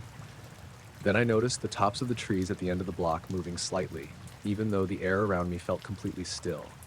And above them, just barely visible in the brightening sky, that same dark form moved again. Slower this time, almost patient. My stomach tightened. It passed behind a thin bank of rising cloud and faded away, leaving the sky looking ordinary and empty. No sound followed, no rush, just an absence that felt wrong. The rest of the day passed strangely. Time felt stretched, moments slipped without me quite noticing. My phone clock was fine, but I kept getting the sense I'd lost tiny pieces of time without any memory of what happened in between. By evening, the sky was clear again, the heat settling into a mild breeze. I debated going out to the overlook to see if it would happen again, but the thought filled me with a quiet dread I couldn't explain. Instead, I paced around my living room until the dark fully settled, and then the lights flickered. Not off, just a quick dip in brightness. The air pressure shifted slightly, like something heavy passed nearby. My ears picked up that faint low hum again, distant and steady. I walked out to the backyard, heart beating a little faster now, and looked up. There it was. The shape carved a smooth path across the stars, stretching lengthwise like an enormous silhouette. It moved with a calm, deliberate pace, as if it had all the time in the world. It blocked constellations piece by piece as it went. Orion disappeared behind it, then reappeared as the dark mass slid onward. I tracked it until my neck started to ache. I couldn't judge how high it was or how far away. It defied scale entirely. When it reached the far edge of the sky, it didn't speed up or change. It simply faded like it thinned into the night itself. The hum faded with it. I stood still long after it was gone, staring at empty air, trying to wrap my head around what I'd seen. My hands felt cold. My thoughts felt slow. Nothing followed. No explanation formed. Just quiet and distance and the sky going back to normal. Eventually, I went inside and locked the door. I sat at the kitchen table until the stars blurred slightly from tired eyes. Sometime after midnight, I finally crawled into bed. Exhaustion crept over me whether I wanted it or not. Outside, the night stayed silent, and even as sleep pulled me under, I had the lingering sense that something vast had simply passed through, not caring whether I understood it at all. I woke to the faint impression of light pressing against my eyelids, like someone had turned on a lamp just inches from my face. My first thought was that I'd overslept and the sun was cutting through the cheap blinds. I opened my eyes and the room was completely dark again, quiet in that deep, heavy way that only happens before actual morning. I lay there for a second, listening. No waves against the rocks, no wind through the dune grass, just stillness. I checked my phone on the nightstand. 4:17 a.m.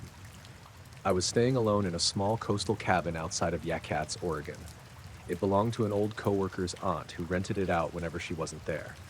I'd taken a few days off to clear my head and be by the ocean, which usually helped. The night before had been foggy and damp, one of those evenings where the mist barely moved and everything felt softened. I sat up slowly, expecting the light to return, but the ceiling and walls stayed swallowed in shadow. No glow, no hint of anything outside the thin curtains. Then I noticed the faint hum. It wasn't loud enough to pinpoint. It sounded like electrical noise, or maybe distant traffic, except there wasn't supposed to be any at that hour. It pulsed gently for a few seconds and then flattened into silence. I rubbed my eyes and stood, stepping barefoot across the wooden floor. The air felt colder than it should have been. I pulled the curtain back just a few inches and peered through the glass. Outside looked the same every other pre-dawn morning. Gray fog pressing low over the dunes, the outline of the beach barely visible. The horizon was gone completely. No moon, no stars. Still, I could swear the faint light had come from somewhere outside. I dropped the curtain and went back to bed, telling myself it was just my eyes adjusting or a half-dream bleeding into reality. Sleep eventually crept back in, but it didn't feel deep or normal. The next time I opened my eyes, the sky was pale blue through the fabric. Actual morning this time. 7:02 a.m. I made coffee and stood by the kitchen window watching the fog shift lazily over the sand. Everything felt ordinary again, but there was a residue of that earlier moment sitting in the back of my mind, like I'd started a sentence and never finished it. Around 10, I walked down to the shore. The sand was cold and damp, dotted with washed-up kelp and smooth rocks. The ocean was calm, almost too calm. No whitecaps, just a steady rhythm of shallow waves. Halfway down the beach, I noticed the hum again. It was soft, nearly unnoticeable, but it vibrated faintly in my teeth, like standing near a power line. I looked around, expecting to see some weird maintenance vehicle or some kind of temporary equipment. There was nothing. Empty beach, fog thinning out toward the water. Out over the horizon, where the fog met the ocean, A faint pale glow hovered just above the line of gray. It wasn't bright. It didn't cast light onto the water. It just sat there, quiet and unmoving. I stood still, squinting at it. The glow didn't spread or shift. No reflection, no shadow, just a dim spot in the haze. A gull flew across my vision for a second, and when it passed, the light was still there. The hum deepened slightly. I felt that same strange awareness I'd felt earlier, like something had noticed I was aware of it. The glow drifted maybe a few feet to the right, smooth as if pulled along by an invisible track. I took a slow step back.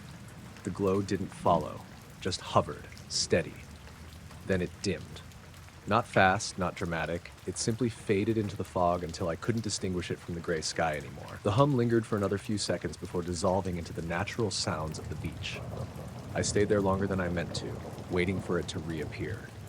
It didn't. Back at the cabin, I tried to distract myself with normal stuff. Shower, emails, random scrolling. The whole day carried that same off feeling, though. The sky stayed overcast, the air damp and quiet. No wind, no real movement. Near sunset, I felt restless and stepped outside again. The clouds sat low and heavy, colored faintly with orange and purple streaks. Everything was calm to the point of discomfort. The faint hum returned once more, barely audible. I turned slowly, scanning the dunes, the tree line, the edge of the beach road. Nothing out of place. Then a soft reflection slid across the side window of the cabin, like light passing over it from something gliding above. I looked up instinctively. The cloud cover showed no gaps, no aircraft lights, no blinking dots, just a smooth ceiling of gray and gold. My shadow on the sand stretched too long for the angle of the fading sun. It pointed toward the dunes instead of behind me. I shifted my weight and watched it move. It corrected itself after a second, shrinking back to where it should have been, like it had snapped back into the right position. The hum paused, then returned lower, slower. I waited, barely breathing. A faint brightness formed again overhead, this time behind the thick clouds. It didn't break through, just glowed weakly through the layers, like something massive passing quietly behind them. No sound of engines, no rushing wind. It drifted from left to right, steady as a slow tide. When it reached the far side of my view, the brightness thinned and vanished, leaving the sky flat and dull again. The hum stopped. I stood there with my arms folded tight, heart beating harder than it should, staring at the space where the light had been. Nothing followed. No explanation came. When night settled fully, the beach fell silent except for the distant roll of the ocean. I went inside and locked the door, even though it was a habit more than anything practical. I turned off the lights and sat on the edge of the bed, listening to the building creak softly with the cooling air. My eyes kept drifting toward the curtains, waiting for that faint glow to return. It didn't. Eventually, exhaustion dragged me back under. And even as I slept, part of me stayed half alert, expecting that silent brightness to press through my eyelids again from somewhere outside the quiet, fogged world.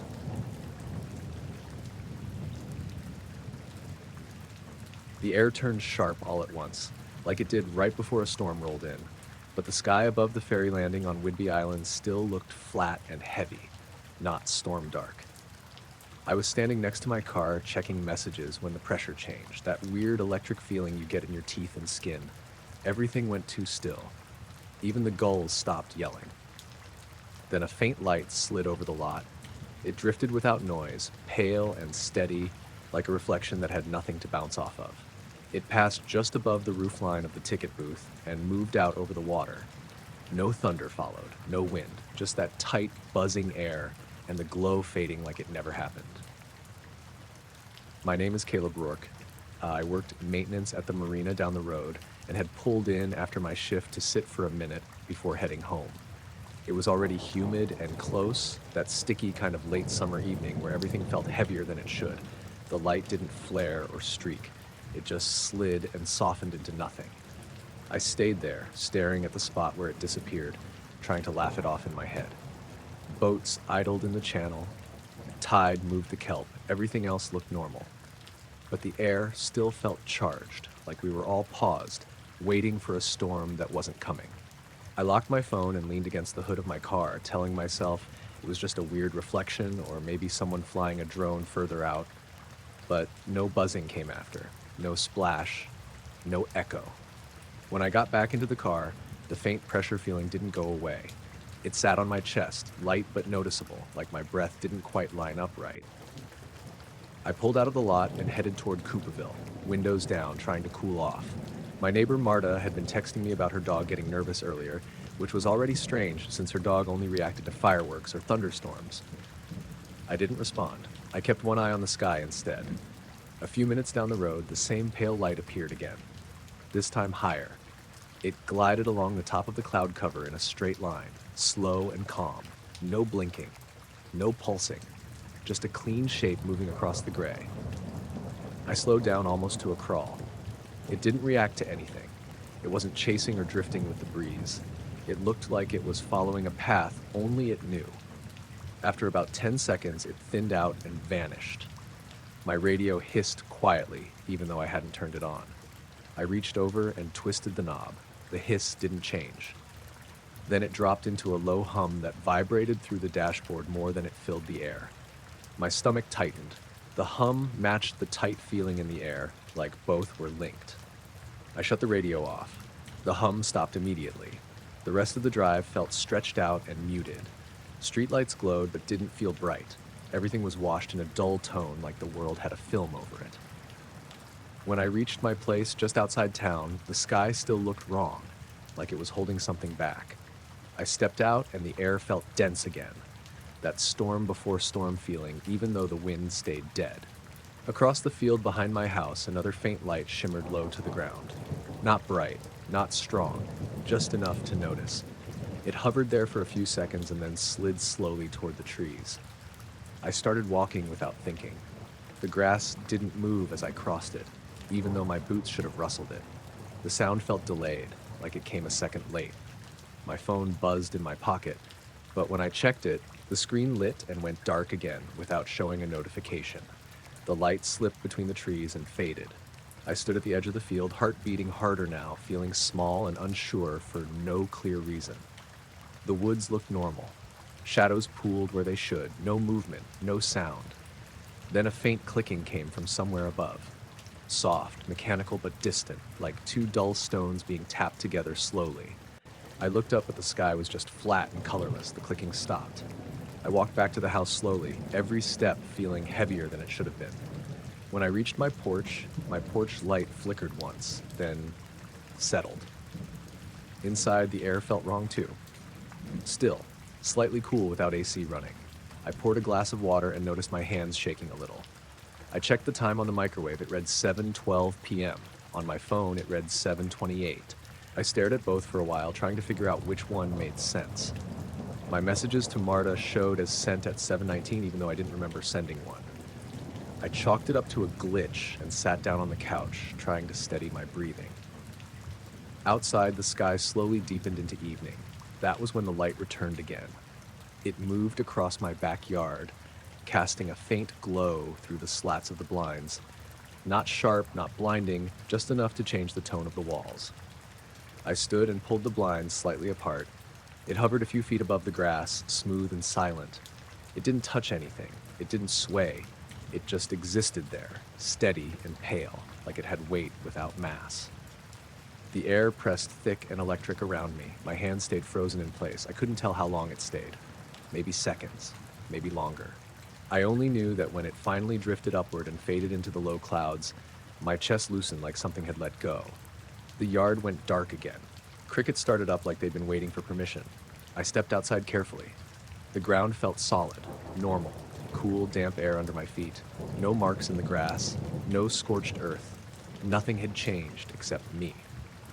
Above, the clouds rolled, slow and silent, and the charged feeling thinned bit by bit until it almost felt like a normal evening again. I stayed on the porch for a long time, listening to distant cars and the tide shifting somewhere beyond the trees. Eventually, my body settled enough to go back inside. I locked the door. I checked the yard once more through the kitchen window. Nothing glowed. Nothing moved. Just a calm night, and a sky that felt like it had briefly opened for something I couldn't understand, then closed again without a word.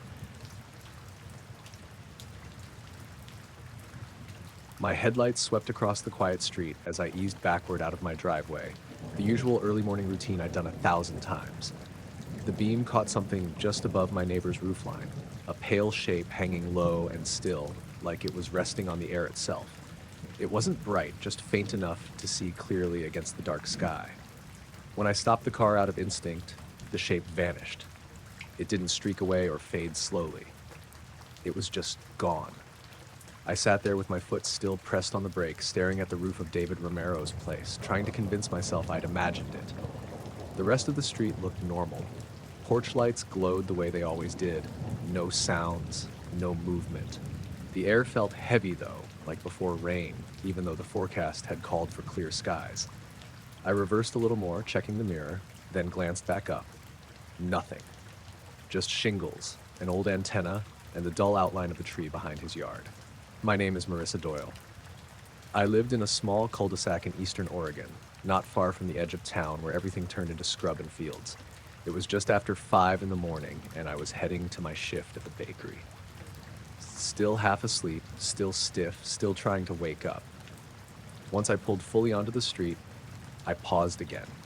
Something about the air felt off. No wind, no birds, no usual low hum of distant traffic, just stillness. I told myself I'd caught a weird reflection, or my eyes were playing tricks in the dark. I turned the car toward the main road and drove off, but I kept glancing back in my mirror for a few blocks until the neighborhood faded behind me. The road was empty. Streetlights flickered over the asphalt, and I tried sinking back into normal thoughts like coffee and deadlines and the smell of fresh bread, but the image of that shape stayed fixed in my head. Not round, not sharp, just a dull outline with no clear edges. When I reached the first intersection, my radio switched to static without me touching it. A low, steady interference filled the car. I turned the knob down. The moment the volume dropped, the static stopped too. I frowned and tested it again. Silence. I drove on. The sky slowly lightened at the edges, that pale gray before sunrise. Just as the first hint of pink crept across the horizon, a soft glow reflected on my windshield like a passing headlight. But no car came the other way. The road ahead stayed empty. Later, during my break, I caught myself staring out the bakery window too long. My coworker Lena asked if I was all right. I nodded and said I was just tired. I didn't mention the shape above David's roof. It felt ridiculous even in my own mind. By the time I got home mid-morning, the sky was bright and clear. I pulled into my driveway slowly, eyes drifting upward without thinking. Nothing hovered over any rooftops. Everything looked normal again. I went inside, made a late breakfast, and tried to shake the feeling. But as the hours passed, small things kept feeling slightly off. My phone froze twice. The hallway clock stopped for a few minutes, then resumed. Outside, the air stayed strangely still. Around dusk, when the lights started to soften and the sky darkened, I stepped out onto my porch for fresh air. A thin vibration passed through the ground, faint but noticeable under my feet, like distant machinery. It only lasted a few seconds. I turned my head toward the rooftops across the street. There it was again. Low above David's house, the same dull shape hovered quietly. It didn't glow exactly. It wasn't dark either. Just a heavy presence against the sky, like a void that absorbed what little light touched it. My breath caught. I didn't move. It hovered for several moments, perfectly still. No sound, no motion, just presence. Then it slid backward, slow and smooth, until it slipped behind the line of trees and vanished. I checked the house windows. No one else seemed to notice. David's porch light clicked on and off as usual. A dog barked somewhere farther down the street. Normal life continued. I stayed outside longer than I should have, feeling watched without any clear reason. The air pressed thick around me, and that soft electric feeling returned, prickling along my arms. When I finally went back inside, I locked the door and sat on the couch, heart still beating heavier than normal. I tried distracting myself with TV, but the screen flickered once, then steadied.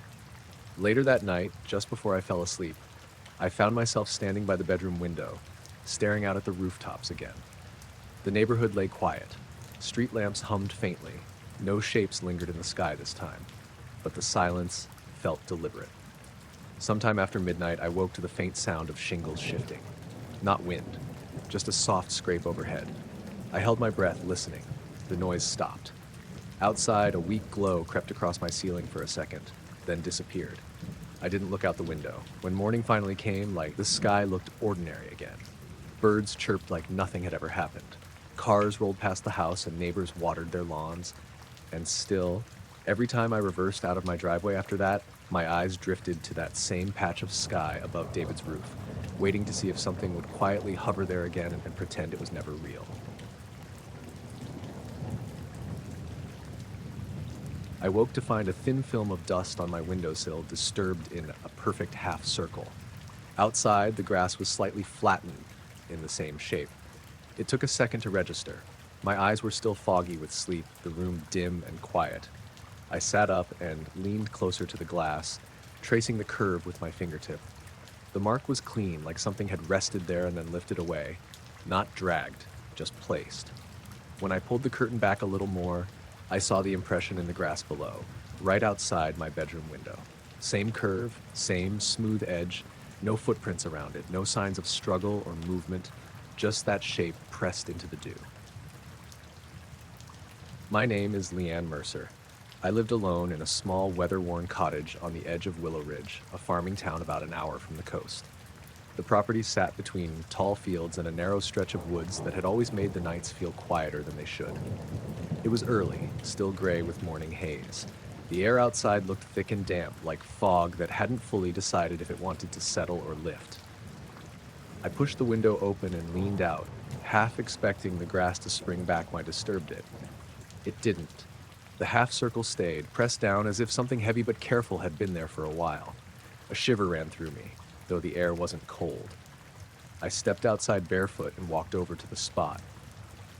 The dew chilled my feet. The grass was bent in a clean arc, almost too deliberate. I crouched down and ran my hand along it. It felt normal, no heat, no smell, no crushed stems, just pressed.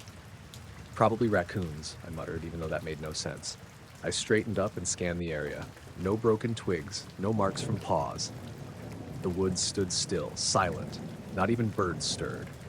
When I turned back toward the house, my eyes went automatically to the windowsill again. The curve was exactly aligned with the one on the ground, like it had been measured. I went back inside, locked the door out of instinct, and tried to laugh it off while making coffee. The house creaked as usual. The kettle hissed. Everything felt normal again, except that unsettling thought at the back of my head. Around mid-morning, while working remotely on my laptop, a low hum drifted through the air. It wasn't loud, just deep and steady, like distant power lines, but it didn't fade. The windows rattled faintly. When I stood and opened the door, the sound vanished instantly. No trucks passed, no planes overhead, just silence again. Around noon, my neighbor Carmine from down the dirt road called to check if I'd seen his stray goat. I mentioned the weird impression in the grass. He laughed and said deer sometimes moved in strange ways. His voice faded in and out over the phone like bad reception, even though I'd never had issues before. By late afternoon, the sky darkened with rolling clouds. The air turned heavy and damp, promising rain that never came. I kept finding myself glancing toward the window like I expected to catch something still crouched outside. At dusk, the power flickered once, just a blink. The lights returned immediately, but I noticed the outside lamp near my porch stayed slightly dimmer than usual. The hum returned again, low, steady, almost like vibration more than sound. It passed through the floorboards and into my feet. I stood still in the middle of the kitchen, listening, trying to place it. After several minutes, it tapered off slowly like something drifting away. When night finally settled, I stood on the porch watching the cloud cover move slowly across the sky. The moon struggled through the haze, giving everything a dull glow. That was when I saw it. Above the line of trees near the field, something hovered, pale, faint. Not quite solid, just there, low and quiet, like it belonged but clearly didn't. It didn't shine, it didn't flicker. It just existed, slightly brighter than the clouds around it, with no visible structure. The shape reminded me of that half circle from the morning, only now it hung in the air instead of resting on the ground. I held my breath without realizing. It stayed completely still as the clouds drifted past it, breaking around its edges. No sound came from it. No wind. No movement. Just presence. Then, as slowly as it appeared, it slid backward, retreating over the tree line and vanishing into the darkness. The moment it vanished, the air felt empty again, like pressure releasing. I stayed there longer than I should have, letting the night wrap around me. Everything else went back to normal sounds. Crickets, distant dogs, the familiar creak of the porch boards. Later, once inside, the dust on the windowsill bothered me again. I wiped it clean with a cloth. The half circle vanished easily, like it had never been there. But when I leaned toward the glass, I noticed faint streaks running downward, subtle lines like condensation that didn't match the streaks from rain or normal air moisture. I left the light off when I went to bed. Somewhere around 2 in the morning, something brushed faintly against the side of the house. Not like a branch, softer. A gentle contact followed by near silence. I lay awake, staring at the ceiling, too frozen to check. When morning came again, bright and clear, the grass outside had returned to normal. No half circle, no flattened patch. The air felt lighter. But the windowsill this time showed something new. A thin, curved line of dust had formed where I'd cleaned it, as though whatever touched it hadn't left yet. And when I stepped outside, I could have sworn the ground felt slightly warm, right where the shape had been. Walking home late, every reflective surface ahead briefly glowed at once. Storefront windows, car mirrors, puddles along the curb, even the brushed metal on a bus stop pole, all lit up like someone had swept a pale flashlight across the whole street. The glow faded almost instantly, and when it did, everything looked duller than before, like the night had thickened. I slowed down without thinking and looked up, expecting to see a helicopter or some badly aimed floodlight. The sky was low and foggy, the kind that swallowed stars and made the street lamps look like they were underwater. It had been spitting light rain on and off all evening, just enough to leave the pavement slick, but not enough to feel like real weather. My name is Jonah Pritchard. I lived in a second-floor apartment near the old canal in Merriwick, one of those towns that used to have factories and now mostly had empty brick buildings and a couple bars trying too hard. I'd worked late at the print shop and was heading home along the river path instead of the main road, mostly because it was quieter. After the glow, the path felt off. The lamps were still on, but their light didn't seem to reach as far as it should have. It wasn't darker exactly, just flatter, like my eyes weren't adjusting right. I checked behind me. No one. A couple parked cars, a damp bench, and the slow roll of fog creeping off the canal. The only sound was my shoes on wet gravel and the faint slap of water against the concrete bank. I kept walking, but every now and then I caught tiny flashes in the corner of my vision, like quick reflections that didn't match anything around me. I stopped near an old row of boarded-up storefronts, watching the ground. The puddles were still, no ripples, no breeze. My breath came out steady. A low hum slipped through the air for a few seconds. It wasn't loud, more like pressure than sound, the kind that made your teeth feel slightly tight. Then it stopped as suddenly as it started. Further down the street, a bike leaned against a railing. Its chrome handlebar ends caught another brief shimmer, barely a second long, then went matte again. I stared at it, half expecting it to flare up again, but it stayed dull. "I'm just tired," I muttered, even though my voice sounded strange in the quiet. I resumed walking, faster now. My heartbeat had picked up, not panicked, but alert, like my body was noticing something my brain couldn't quite name. As I passed the old corner deli, the glass door rattled lightly, even though there was no wind. The bell inside didn't move. The hum returned, deeper this time, followed by a faint sensation like the soles of my shoes were vibrating against the ground. I froze again. The vibration lasted maybe 5 seconds, then faded out like something moving away. When I looked ahead, every reflective surface along the next block flickered together once more. Not bright, just enough to register. The windows of parked cars, the glossy paint on a fire hydrant, a wet mailbox, all of it responded like it was reacting to something passing through. But the street itself remained empty. Something about the way the reflections behaved made my skin crawl. It wasn't random, it felt timed, coordinated. I glanced at my phone. The screen reflected my face back at me in the dimness. For a split second, the reflection brightened, then dulled again. The time read 12:11 a.m. I shoved the phone back into my pocket, suddenly sure I didn't want any more light. A dog barked once somewhere far off, then another, then silence. I turned onto Alder Row, a stretch that usually had at least some traffic noise from the highway, but tonight it felt sealed off. The fog thickened, swallowing the end of the street in a gray wall. Halfway down the block, I noticed something drifting across the reflective surface of a window. Not a person, not a shadow with a clear edge. Just a slow, soft blur that moved against the shape of the glass like something passing close by, though there was nothing actually there. I stepped closer, staring, heart thudding. Nothing. But my own reflection looked slightly off, stretched like the night behind me was deeper than it should have been. The hum returned again, longer now, steady and low. My chest felt tight. The air seemed heavier, as though the humidity had doubled all at once. Then every reflective surface lit up again, brighter this time. Not blinding, just clear. A pale wash that rolled forward down the street like a wave, hitting windows, puddles, metal, then passing on. And after it went, the street looked darker than before. Like the lamps had collectively dimmed, even though I knew they hadn't. I hurried now, boots splashing through shallow puddles. My breathing was quick and sharp, fogging in the damp air. I could feel that same hum through my legs again, faint but undeniable. I reached the bridge over the canal and gripped the cold railing, trying to steady myself. The water below was black, barely moving. The reflections of the streetlights shivered slightly, then smoothed out again. Across the canal, I spotted a faint glow hovering maybe 20 feet above the tree line. Soft and muted, the same color as the earlier reflections, but suspended like a blurred star hovering too low to make sense. It drifted slowly to the right, perfectly level, making no sound at all. I stood there watching it, barely breathing. It didn't flash, didn't pulse.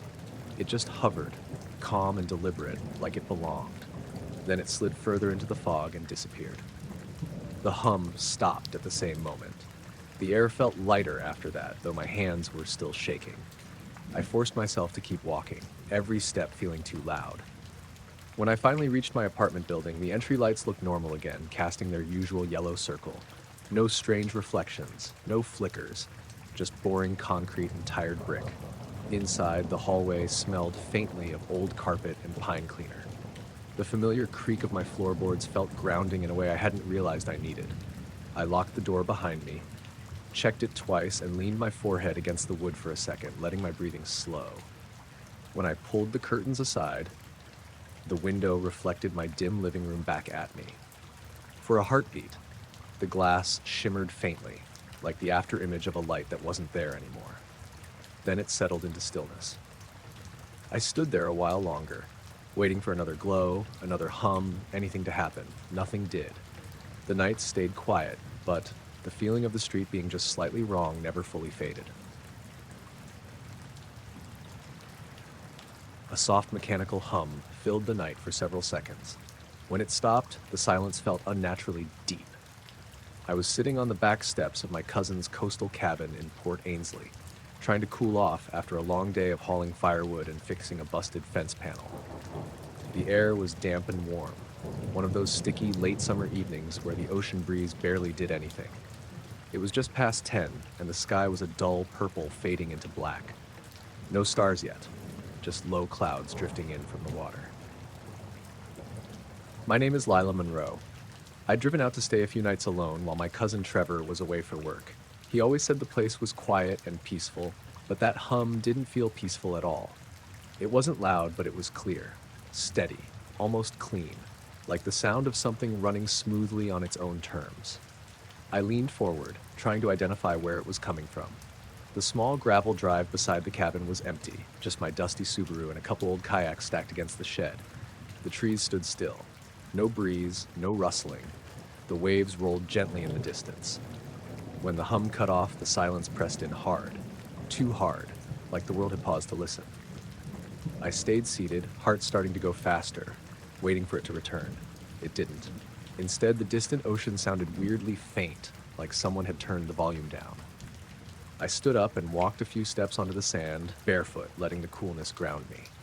The clouds above drifted slowly, but even their movement felt muted. I swear the night air felt thicker around my shoulders.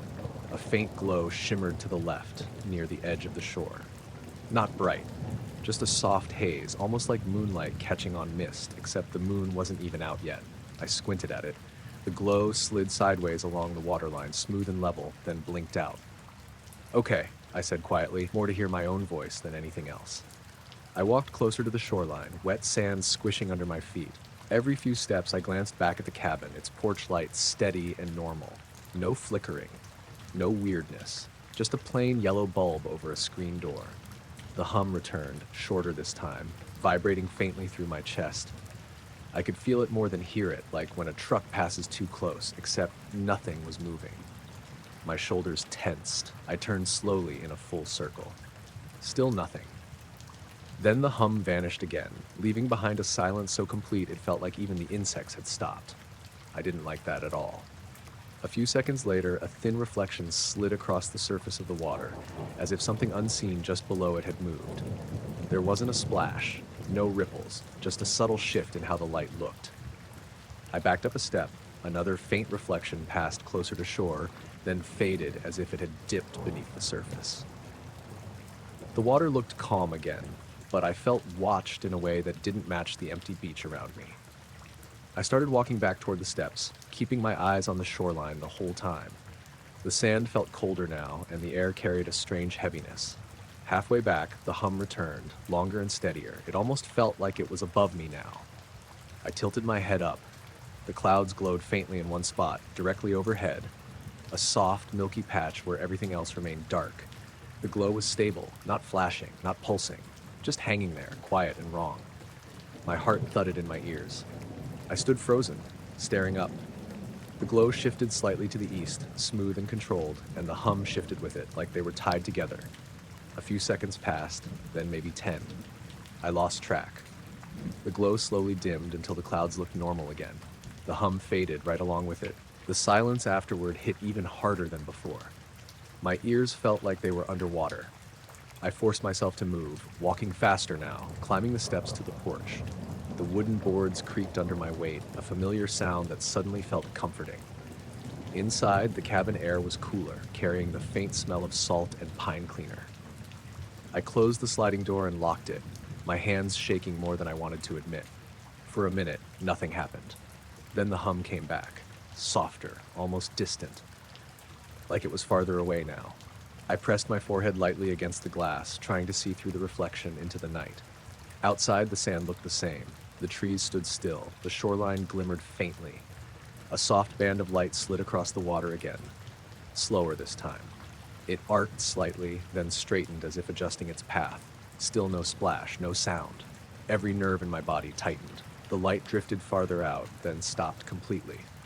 Just hung there, faint but distinct, hovering maybe a few feet above the surface. The hum decreased until it was barely noticeable, more like a pressure shift than sound. I waited, barely breathing. The water beneath that faint glow remained perfectly still.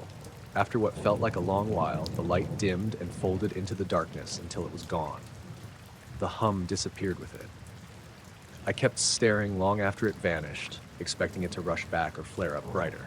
Nothing did. Eventually, the normal ocean sounds returned. Gentle waves, a distant gull, a whisper of breeze.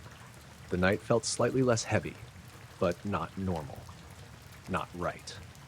I stayed inside for the rest of the evening, lights low, trying to distract myself with the old TV. Trevor kept beside the couch. Every now and then, I swore I could still feel a faint vibration in the floor, though that might have been my nerves refusing to calm down. Before heading to bed, I checked out the window one last time. The shoreline looked ordinary again. Dark water, pale sand, quiet trees.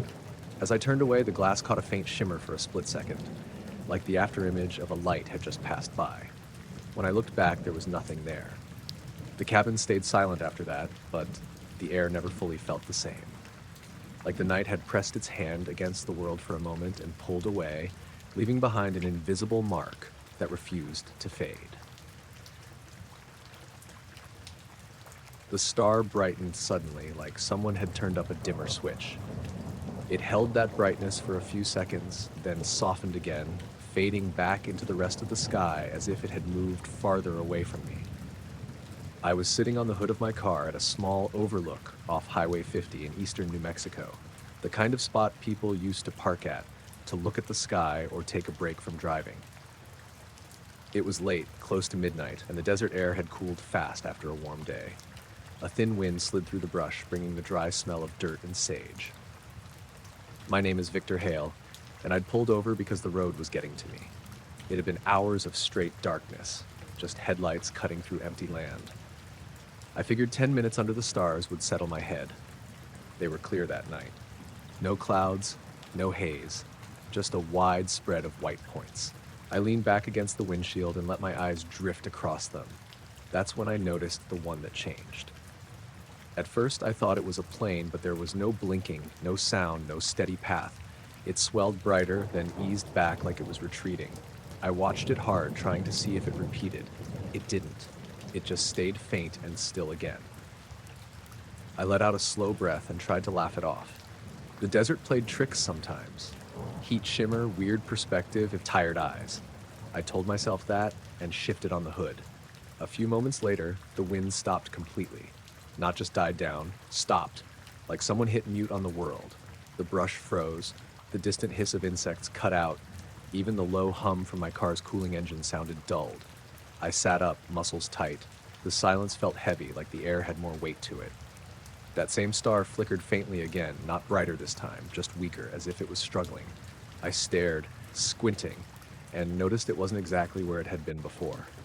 Barely off, but off enough to make my stomach turn. My phone suddenly went dark in my hand. No warning, no vibration. The screen just blacked out. I pressed the button. Nothing. A low vibration crept through the metal hood beneath me. Soft, steady, more like a pressure than a sound. I slid off the car slowly, boots crunching on gravel, and stood there staring upward like an idiot. The vibration passed through my chest, light but steady. My teeth felt faintly numb. I whispered, "What the hell?" without really meaning to. Another star nearby dimmed slightly, then returned. Then the first one grew brighter again, stronger this time, enough to throw a faint sheen over the landscape. It was still silent. No streak, no motion, just this slow idea of distance shifting. The vibration grew slightly stronger and then cut off all at once. The silence that followed felt unreal. 30 seconds might have passed, or maybe 5 minutes. I wasn't sure. My sense of time felt stretched and thin. The wind returned slowly, brushing across my face. The insects resumed. The star settled back to normal. I looked down at my phone. The screen flickered and came back. The clock read 12:47 a.m. I knew I'd parked around 12:20. My stomach tightened. I checked my call log. No missed calls, no notifications, just a normal screen like nothing had happened. I glanced back up, but the sky looked ordinary again. Calm, quiet, empty. I got back in the car and shut the door, though I didn't start the engine yet. I just sat there, listening to my own breathing. My hands trembled slightly on the steering wheel. A faint glow moved along the horizon far ahead, low and flat. It didn't illuminate the ground or the scrub, just hovered and slid smoothly left to right before fading into nothing. I told myself it had to be distant headlights or some reflection off the road. But the road curved miles away, and the glow didn't behave like a car. A strange sense of pressure filled my ears again, light but uncomfortable, like the start of a headache. I turned the key and started driving, needing motion, needing the familiar rhythm of tires on asphalt. As I pulled back onto the highway, the glow reappeared off to my right, keeping pace with me. Same speed, same distance, no change. I tried to ignore it and focused on the road. The sky stayed clear. The stars looked normal now, but that pressure never fully lifted. The glow drifted slightly backward, then forward again, steady and silent. My heart beat faster, despite my attempts to stay calm. After a few miles, it faded, just dissolving into the night. I didn't slow down. The rest of the drive passed uneasily quiet. No music on the radio, no static, just the low hum of the road and my own breathing. When I finally reached my small rental outside Roswell, the place looked normal. Porch light on, screen door swinging slightly in the breeze. I parked and sat for another minute, gathering myself. Inside, I turned on the lamp in the living room. The normal yellow light helped a little. I dropped my keys on the small wooden table and glanced out the front window. For a second, I thought I saw a faint shimmer high in the sky, barely visible, moving slowly away from where I stood. Then it was gone. The air inside felt still, too still, as if sound didn't want to move. I pulled the curtain shut and leaned against the cool wall, breathing slow, trying to ground myself in the solid feel of the room. Outside, the night stayed quiet. No hum, No vibration, just the distant whisper of desert wind moving over empty land. The radio faded from an old country station into soft static without me touching anything. I glanced down at the dial, thinking maybe I'd bumped it, but both my hands were still on the steering wheel. Outside the windshield, a dull glow hovered at the very end of the gravel road, about where the tree lines started. It wasn't bright, just enough to notice against the dark. I was parked up on the overlook outside Marine Falls, the one people used when they didn't feel like hiking all the way down to the water. It was late, probably close to 10, and the air had that damp, salty feel that came off the ocean. A thin layer of fog hung low over everything, but the sky above was clear enough to see a few stars. My friend Caleb had canceled on a late-night drive, so I'd gone alone just to clear my head. The glow didn't move yet. It just floated there, steady and quiet, like it had always been part of the road. I turned the engine off to see if the radio would reset, and the static kept going for another 2 seconds before cutting out completely. The sudden quiet felt heavy. I rolled my window down a crack and waited to hear the usual night sounds. Bugs, distant traffic, the ocean far off, but everything sounded muted, like someone had lowered the volume on the world. The light pulsed once, faintly. Not flickering, more like a slow inhale and exhale. I told myself it was probably someone's headlights angled weird through the fog. That stretch of road got almost no traffic, but it wasn't impossible. I leaned forward to see if I could spot any shape behind the glow, but there was nothing. Just woods and that single dim point. Then my phone buzzed and scared the hell out of me. It was a text from my neighbor Gina asking if I'd picked up my mail again. I looked at my signal and noticed it had dropped to 1 bar, which was strange for this spot. Usually it was full out here. I typed back that I'd grab it tomorrow, hit send, and watched the message hang there for a solid 10 seconds before finally going through. When I looked back up, the glow had shifted slightly to the right, not rising or falling, just sliding sideways, like it was following the line of the road. I eased my foot back onto the brake and turned the key to start the car. The engine hesitated before finally kicking over. The dashboard lights came on dimmer than usual. I waited another minute, just staring, trying to convince myself I was overthinking it. The glow slid a little more and then stopped again. A soft hum started, barely audible. Not from the car. It seemed to come from everywhere at once. The kind of sound you'd feel more than hear, like a vibration pressing gently against your ears. I checked my mirrors. No cars, no people, no movement. Just me and that light. I pulled forward slowly, tires crunching on the gravel. The glow stayed the same distance away, like it was tied to my car with an invisible string. 10 feet forward, it moved 10 feet too. I stopped. It stopped. My pulse picked up, and the air inside the car felt suddenly too warm. I rolled the window further down and called out, half joking, half nervous. "Hello?" My voice sounded small. It didn't echo. The forest line at the end of the road looked darker than it should have, as if the light wasn't really touching anything around it. The hum thickened for a moment, then dropped just as quickly, leaving my ears ringing softly. My headlights flicked once, like someone tapped the switch, but my hands never moved. I felt that cold, creeping feeling in the pit of my stomach, the one you get when you realize a situation is shifting out of normal territory. I decided I didn't need to be brave. I reversed carefully, eyes locked on that glow. As the car rolled back, the light drifted with me, still keeping its distance. The fog around it started to thin, but the glow didn't get brighter. It stayed dull and smooth, almost flat. Another strange thing happened. My clock on the dashboard changed from 10:14 to 10:16 in a blink, skipping a minute. I hadn't even been out there long enough to notice time passing. The radio snapped back on for a second. A low burst of static followed by a faint voice that didn't sound like music or a DJ, just a clipped mumble, too distorted to make out. Then silence again. I backed all the way until I was nearly at the main road.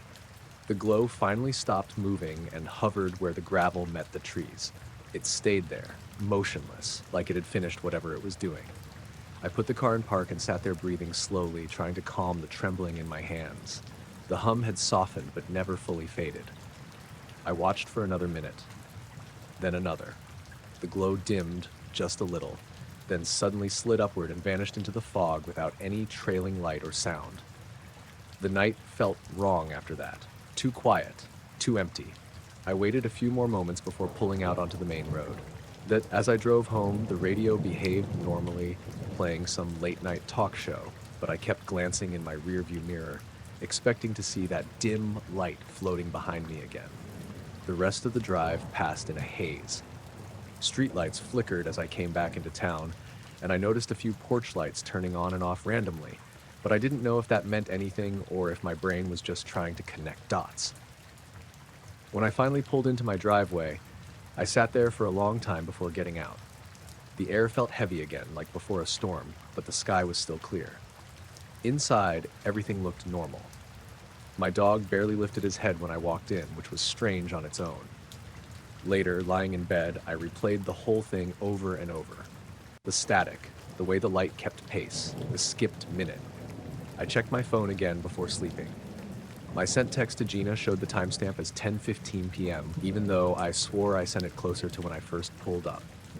I never saw the glow again. But sometimes when I drive past that overlook now, my radio softens for just a second, like it's about to slip back into static, and I feel that same tight pressure in the air, like something is paying attention just beyond the edge of view. The feeling hit first, like someone had stepped too close behind me without making a sound.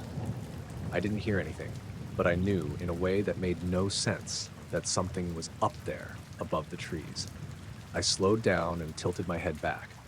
For a split second, I saw a tiny point of light hanging in the clouds. Then it slid behind a thicker patch and disappeared. I stood on the Crescent Ridge Trail just outside Taos, halfway between the lower switchbacks and the narrow overlook. The sun had already dropped behind the mountains, leaving that gray-blue light that makes everything feel flat and quiet. The air smelled damp from earlier rain, and the dirt had just enough moisture to make my boots crunch but not stick. I hadn't planned on staying out this late. I'd told my sister Maribel I'd be back before dark, but the hike had taken longer than I thought. I figured one more stretch before heading back wouldn't hurt. Still, that tiny light had pulled my attention straight up, even though there was no reason for it. I waited, staring at the clouds, expecting it to reappear. Nothing did. The sky just looked heavy and low, like it was about to sink into the tops of the pines. I shook it off and started walking again. A few steps in, I realized the wind had stopped completely. Not faded, just gone. The branches above me froze mid-sway, and the usual night critter sounds dropped away. No bugs, no distant birds, no rustling.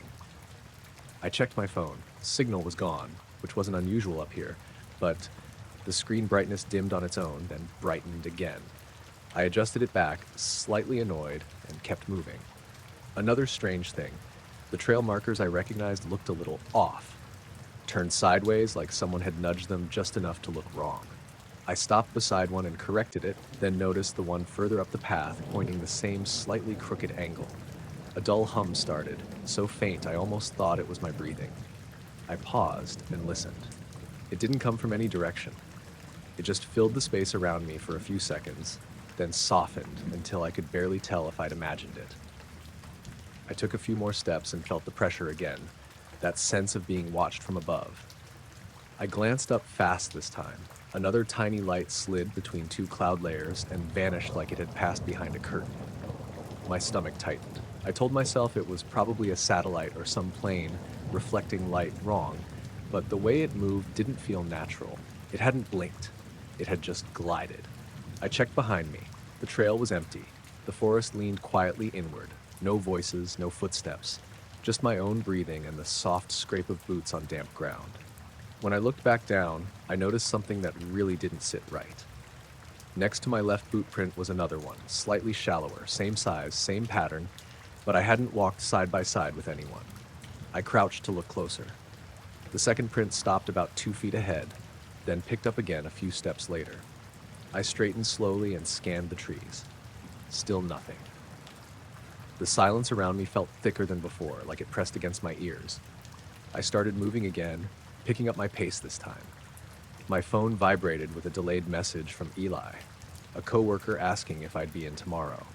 The timestamp said it came through 9 minutes earlier, even though I was certain the phone hadn't buzzed before now. The hum returned, a little stronger but still soft. It made the ground feel faintly alive under my feet. I stopped, swallowing hard, and looked up just as that pinpoint light reappeared, sliding across the sky and tucking itself behind another cloud layer. The wind still hadn't come back. The air smelled metallic now, sharp and dry, like right before a storm that never comes. I muttered, "All right," mostly to hear my own voice. It sounded small and thin. My words didn't travel far at all. I turned around and headed downhill. The light stayed above, reappearing every now and then, never getting closer but never vanishing fully either. Each time I noticed it, that tight certainty returned, like it was tracking the path I moved along. Halfway down the trail, my headlamp flickered and briefly went dim. I tapped it and it steadied again, but I could feel my heart thudding harder now. The forest seemed unfamiliar, even though I'd walked this route dozens of times. I checked my watch. It said 8:42. I felt like I couldn't have been hiking that long, but the sky suggested otherwise. 5 minutes later, I checked again. It read 8:53. I reached a clearing where the trees opened into a small stretch of rock and low brush. The clouds above moved slowly again, but the air below stayed dead still. The tiny light hovered once more, brighter than before, then slipped away behind the cloud mass like it had never been there. The hum dropped out completely. The silence that followed felt wrong, too smooth, like the world had been muted. I didn't wait around after that. I kept moving, faster now, not running but steady. The trail finally widened, and I could see the faint glow of parked cars down near the base. Real light. Normal light. As I made my way down the final slope, the wind returned in small gusts, carrying the normal mountain smells with it. Leaves rustled, and somewhere a bird chirped once. It all felt like someone had flipped a switch back on. When I reached my car, I stood there for a moment, breathing out slowly, waiting for that strange pressure to return. It didn't. The sky looked ordinary again, just clouds and dark. I drove home without checking the rear view too much, even though the urge stayed there. Inside my apartment, everything sounded normal. The fridge hummed, the floorboards creaked, and my phone finally showed full signal again. Later, laying on my couch, I checked the photos I'd randomly snapped during the hike.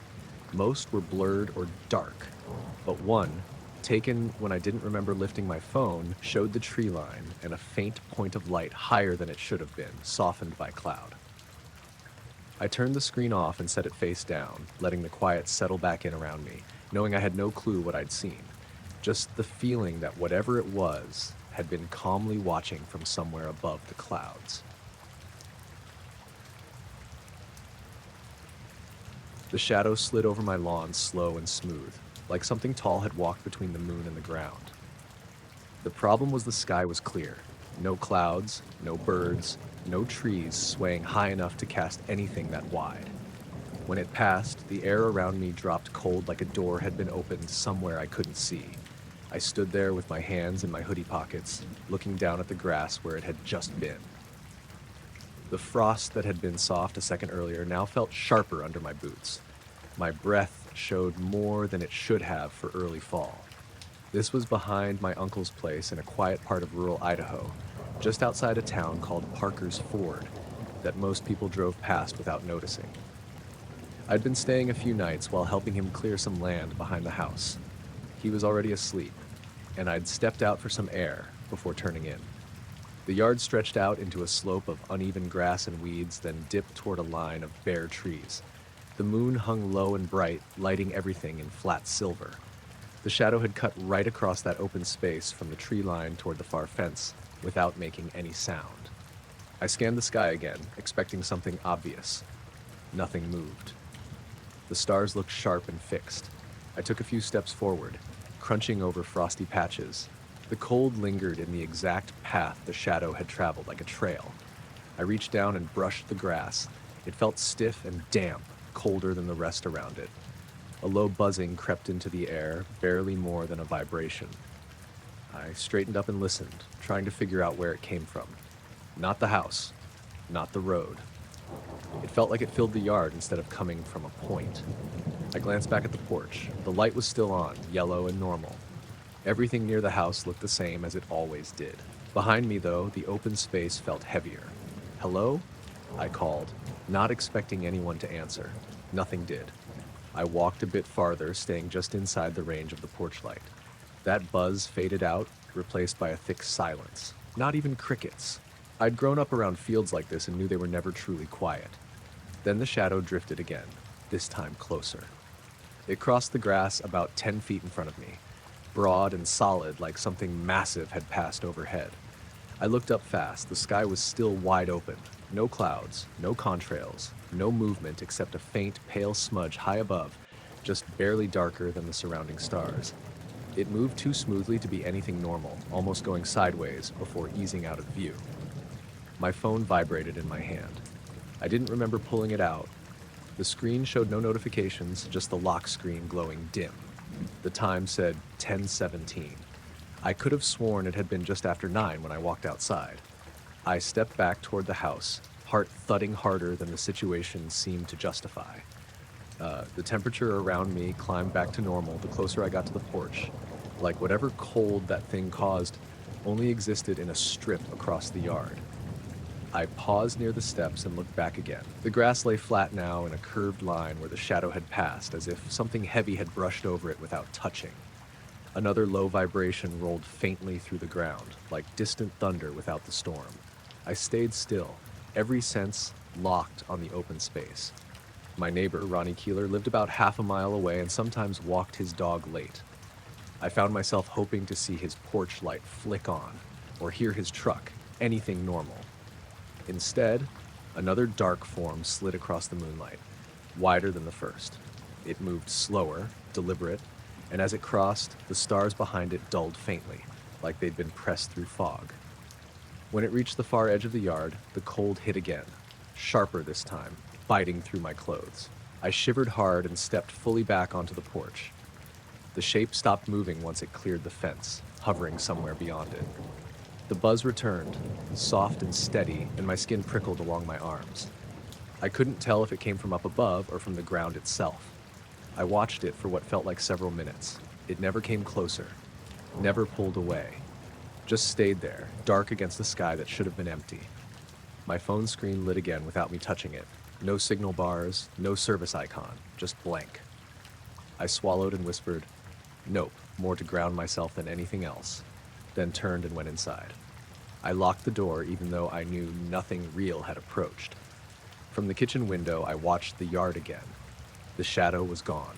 The grass looked mostly normal, except for a faint, flattened arc that caught the moonlight differently. The cold had retreated too, leaving the night back to its usual chill. I sat at the table for a while, hands wrapped around a mug of reheated coffee that probably did nothing for my nerves. The silence felt off, like it carried some kind of echo just under the surface. Eventually, I forced myself to go to bed. Sometime in the early morning, I woke to the same low vibration, barely there. My room stayed dark, but I felt that same pressure, like something was hovering just outside the walls. I stared at the ceiling, listening, not daring to check the window. The sound faded away on its own. When I stepped outside after sunrise, the yard looked almost normal again. The frost from the night before had melted, but that half circle in the grass was still pressed down slightly, as if something had paused there longer than it should have. The sky above was clear and bright, no trace of anything unusual. I didn't mention it to my uncle while he made breakfast. He talked about fence posts and work for the day like nothing had shifted. I kept finding myself glancing up every time the air felt even slightly cooler than it should, half expecting to see that smooth shape crossing silently overhead again, leaving only a strange shadow and colder air in its wake. The knock came at my door before I'd even finished my first cup of coffee.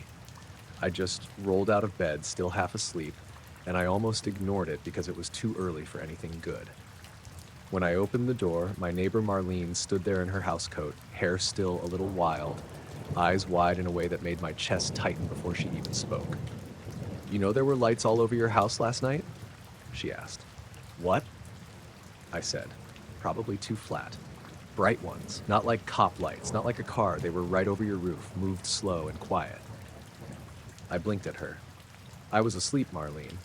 I figured, that's why I didn't call you. But I watched them for a while, around 2, maybe 2:30. They just hovered. Then they went out. I stared past her at the front yard, trying to piece it together. The street looked normal, damp from the overnight drizzle, gray sky pressing low, sparrows hopping around the bushes. "You sure it was my place?" I asked. "Yes, Nolan. This house." I stood at my window and watched them.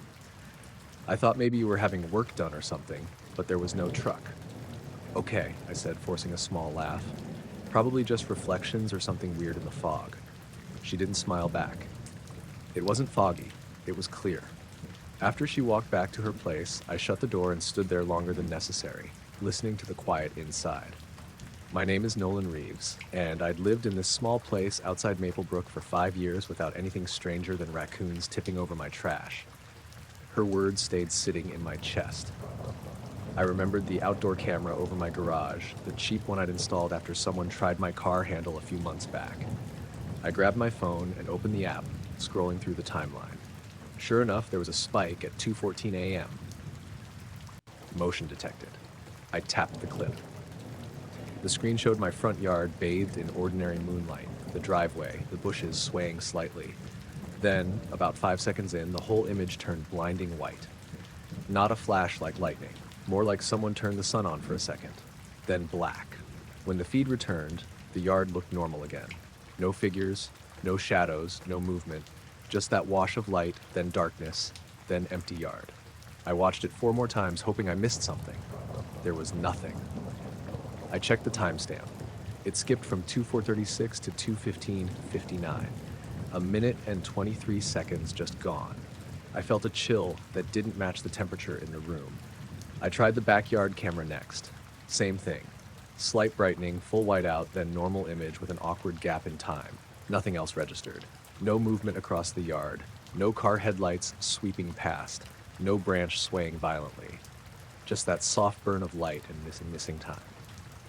I sat on the edge of the couch, staring at my phone, listening to the hum of the fridge and the faint ticking of the wall clock. My dog, Rufus, wandered in and sniffed my leg before settling at my feet, calm and unbothered. "You notice anything last night?" I asked him, half joking. He just yawned. All morning I kept checking the feed, replaying the same moment. Around noon, I stepped outside to look around the property. The grass looked the same. No scorch marks, no depression in the dirt, no anything. If I hadn't seen the video, I never would have known something had happened. The rest of the day dragged. Clouds rolled in thick and low, the air heavy and damp. The normal sounds of the neighborhood drifted around me, but felt oddly distant. That night, I left the porch light on and kept the camera feed open on my tablet, set beside the couch. I didn't tell anyone else. Didn't feel like trying to explain how a white light erased a piece of time without sounding ridiculous. Around 1:30 a.m., Rufus lifted his head suddenly. "What is it?" I murmured. He stared toward the front door but didn't bark. A few seconds later, my tablet screen flared white. The camera feed vanished into brightness again. This time, I watched it happen live, heart hammering hard enough to feel in my neck. No sound came with it, no hum, no crackle. Just light. Everywhere. Then silence, darkness. Then the normal yard returned. The timestamp jumped again. My skin crawled in a way that wasn't panic, just sharp recognition that I was aware of something I wasn't supposed to understand. I got up slowly and peeked through the curtain. Outside looked normal. The sky was overcast, dull silver, no stars visible, the street empty. Marlene's porch light hummed gently across the road. Rufus whined softly at my feet. "Easy, buddy," I whispered. I stayed like that for a few minutes before going back to the couch. The air in the house felt heavier somehow, like it held more weight. I kept the tablet on, but nothing else happened. The next morning, Marlene knocked again. "They came back," she said without greeting. "Same lights, same spot, right over your roof." "Did you get a look at them?" I asked. "Not clearly. They weren't sharp, just bright and kind of spread out, like a glow too close to the ground." "How long did they stay?" "A minute or two, then just gone." "Any sound?" "Nope," I nodded, trying to stay calm. "Probably some weird electrical thing then." She studied my face like she didn't believe me, then shrugged and walked away. That night, I didn't watch the feed. I lay in bed, staring at the ceiling, waiting for the moment it might happen again. The house creaked like normal. Pipes shifted. Down the road, a car passed. At 2:11 a.m., the bedroom walls brightened faintly. Not enough to blind me this time. Just a soft, pale glow creeping through the curtains, like headlights parked too close. I sat up slowly. The light strengthened, bathing the edge of the room without casting sharp shadows. Outside, somewhere above the roof, that same quiet presence hovered again. I couldn't see it directly, only feel the change it made in the night around me. I waited for the familiar flicker of the camera audio alert. Nothing pinged, just the glow. Then it faded. Gone again. By morning, the footage showed the same whiteout and lost time as before. No trace of motion, no sign of what passed through my yard. The days went back to normal after that, but the sense that something had noticed my house refused to leave.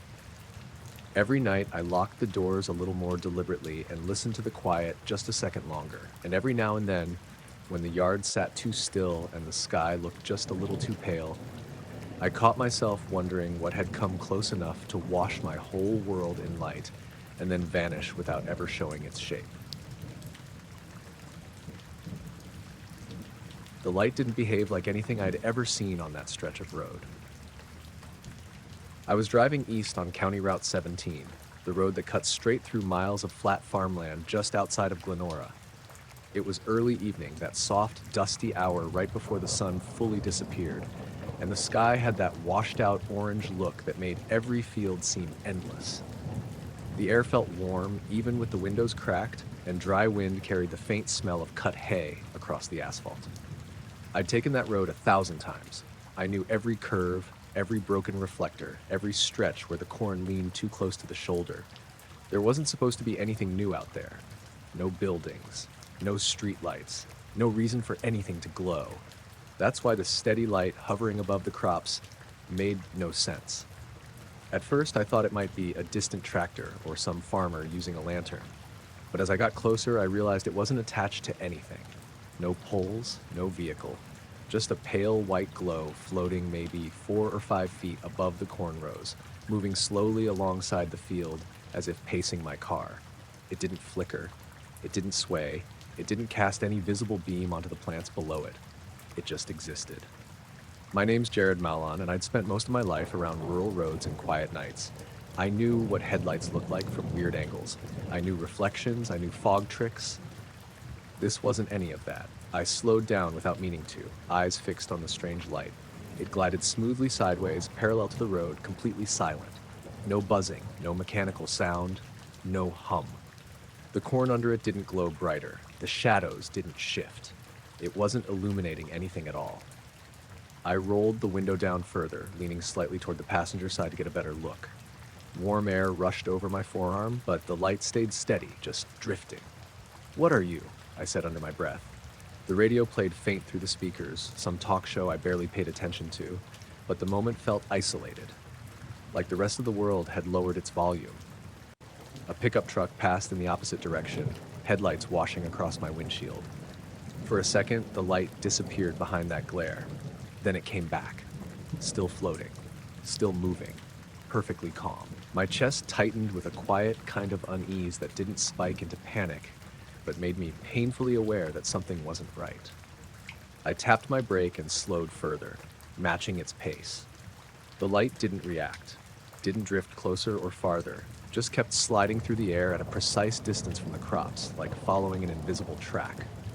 I glanced around, trying to spot any wires, structures, or poles that might connect to it. There was nothing but open fields in the fading sky. The sun dropped lower, brushing the horizon in faint gold. The light didn't change. I watched it for what felt like a full minute, though time moved strangely thin in that moment.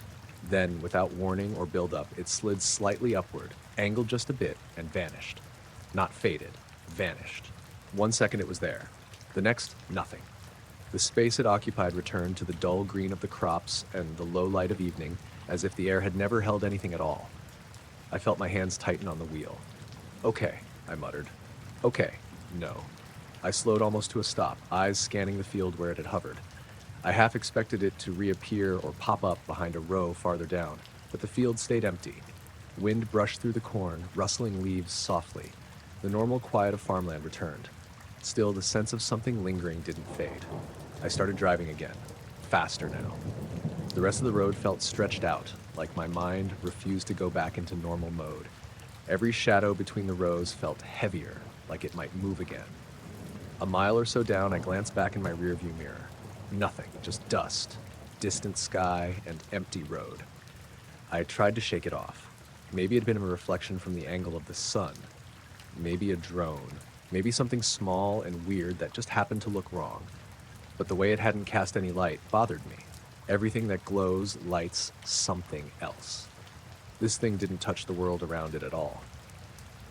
When I finally reached the outskirts of town, the usual sight of streetlights and houses eased some of the tension in my shoulders. I passed the old feed store and the gas station where I sometimes stopped for coffee, pretending everything felt normal again. Still, every now and then I caught myself checking the edge of the fields as I drove through, just to see if that same pale glow would slide back into view. It didn't. By the time I parked in my driveway, the sky had deepened into blue-gray. Crickets had started up. A soft breeze passed through the trees. I sat there a moment, with the engine off, listening to the quiet tick of cooling metal. "You saw something weird," I whispered, mostly to myself. Inside, the house felt warm and steady, familiar. My dog, Palmer, greeted me at the door like always, tail wagging lazily. The normalness of everything grounded me enough to stop replaying that floating light for a minute. After dinner, though, when the sky fully darkened and the land returned to shadow, curiosity tugged again. I stepped out onto the porch and looked toward the same direction of farmland, trying to spot anything out of place. The fields lay dark and calm. No light, no movement, just a wide stretch of quiet, breathing earth. I stood there longer than necessary, letting the night sounds soak in, trying to convince myself the moment had passed. But somewhere deep down, a part of me stayed alert, like the night itself had shown me a side of it I wasn't supposed to fully understand. When I finally went inside and shut the door, the sense followed faintly behind me, invisible and unanswered, like a soft echo left suspended over the land I knew too well. The forest went quiet so fast it felt like someone had muted it. I noticed it mid-sentence, halfway through complaining to myself about the cheap tent zipper snagging again. One second there were crickets, beetles clicking against leaves, the low, steady buzz that always filled the air this time of night. The next, there was nothing, not a single chirp. I stopped moving and just listened. Silence. Not peaceful silence. Heavy silence. I was camping alone at Lake Arbordale, a small wooded site a half hour outside of Harrier's Point. It was early fall, still warm enough for mosquitoes, but cool enough to keep the sweat from sticking. The sky had been clear earlier, but low clouds had started rolling in around dusk, smudging the stars and making the trees look taller than usual. My name's Colin Dreyer.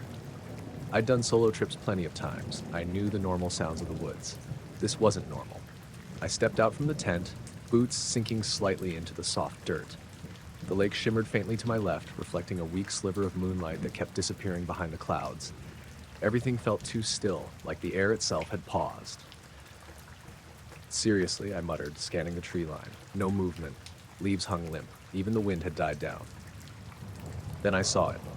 A dim light hovered just above the tree line on the far side of the clearing. Not bright, not sharp, just a soft, pale glow sitting there, barely illuminating anything around it. It didn't cast beams. It didn't flicker. It looked like someone had drawn a faint circle of light and left it suspended in the air. I stared at it, unsure if I should blink. It wasn't rising. It wasn't falling. Just there. My stomach tightened in a slow, creeping way. "Okay," I whispered. "Nope." The silence around me felt wrong, like everything that usually lived out here had decided to hold its breath. The only sound I could hear was my own, shallow breathing. The glow shifted slightly, just a few inches, drifting sideways like it was following a path I couldn't see. The trees beneath it didn't brighten, the ground didn't reflect it. It existed without touching anything around it. I took one step back, then another. The dim light slid a little higher and then slowly dipped, as if fading behind the top of the trees without actually moving away. And then it vanished. Just gone. No flicker. No trail. No sign it had ever been there. Right after, the insects slowly crept back into the night, one chirp at a time, building until the forest sounded alive again. but the normal noise felt forced, like an echo of how things were supposed to be. I stood frozen, staring at the space where the light had hung. "Just pack up," I said to myself, voice barely steady. "Just pack and go." Still, I didn't move right away. I kept looking as if I might spot it again or catch some explanation trying to emerge from the darkness. Nothing did. Finally, I turned back toward the tent and started shoving things into my bag with more force than necessary.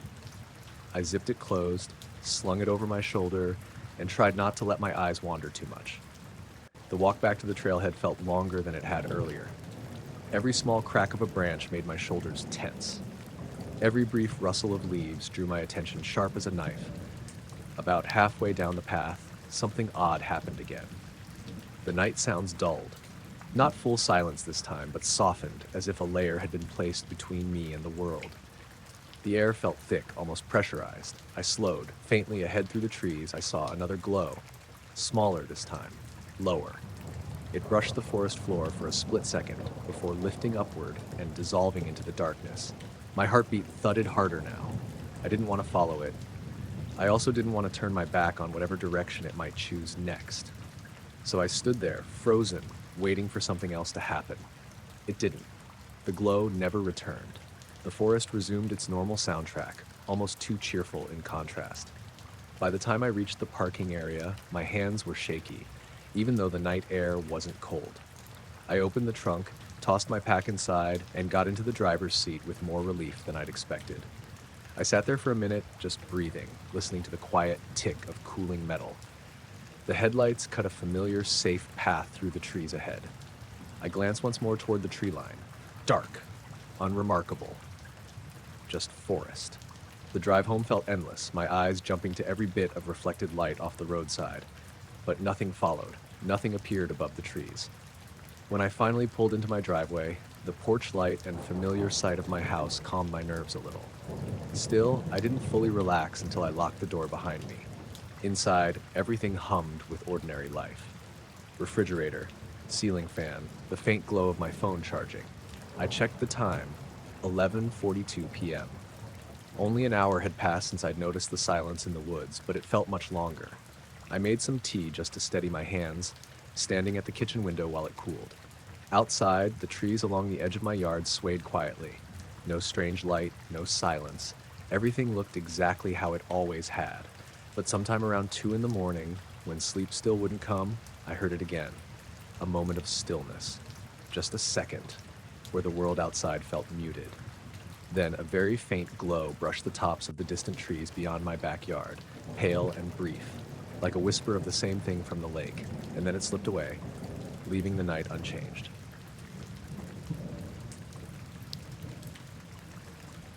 The faint clicking pulled me out of sleep in the softest way, like something tapping rhythmically just outside the window.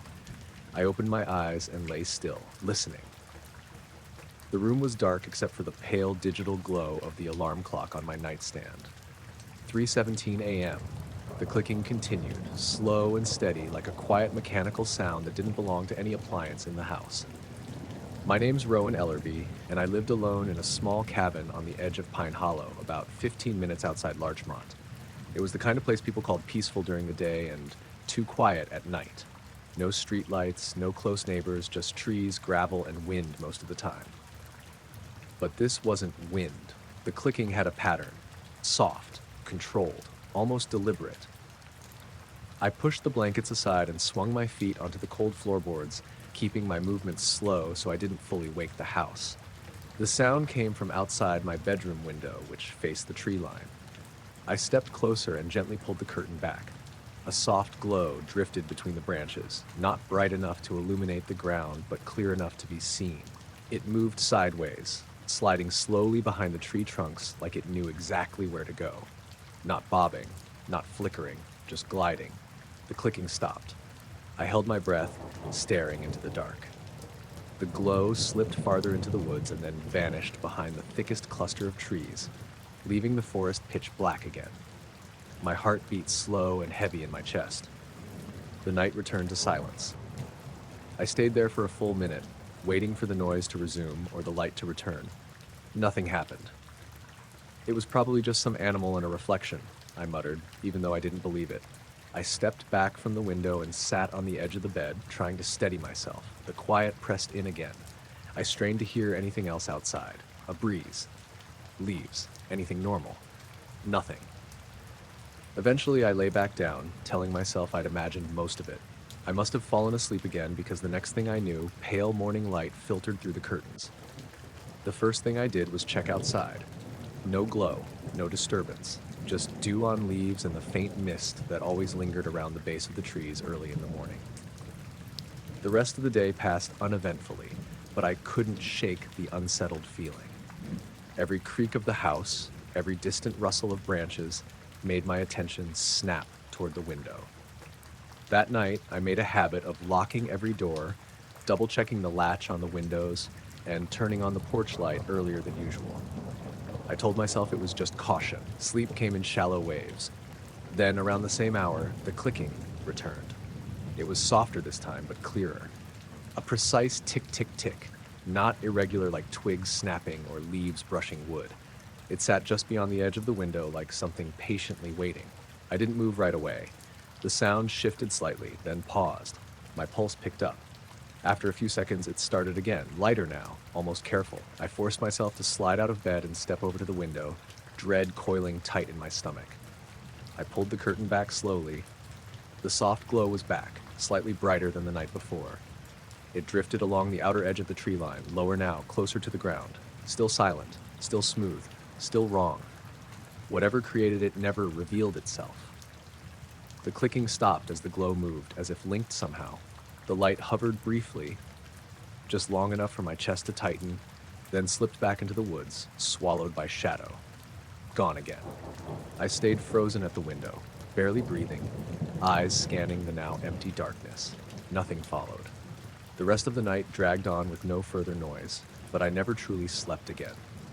Morning light eventually crawled in through the trees like a slow forgiveness that didn't quite erase the memory. Later that day, curiosity chipped away at fear. I walked along the edge of the woods behind the cabin, careful but needing to know if anything unusual remained.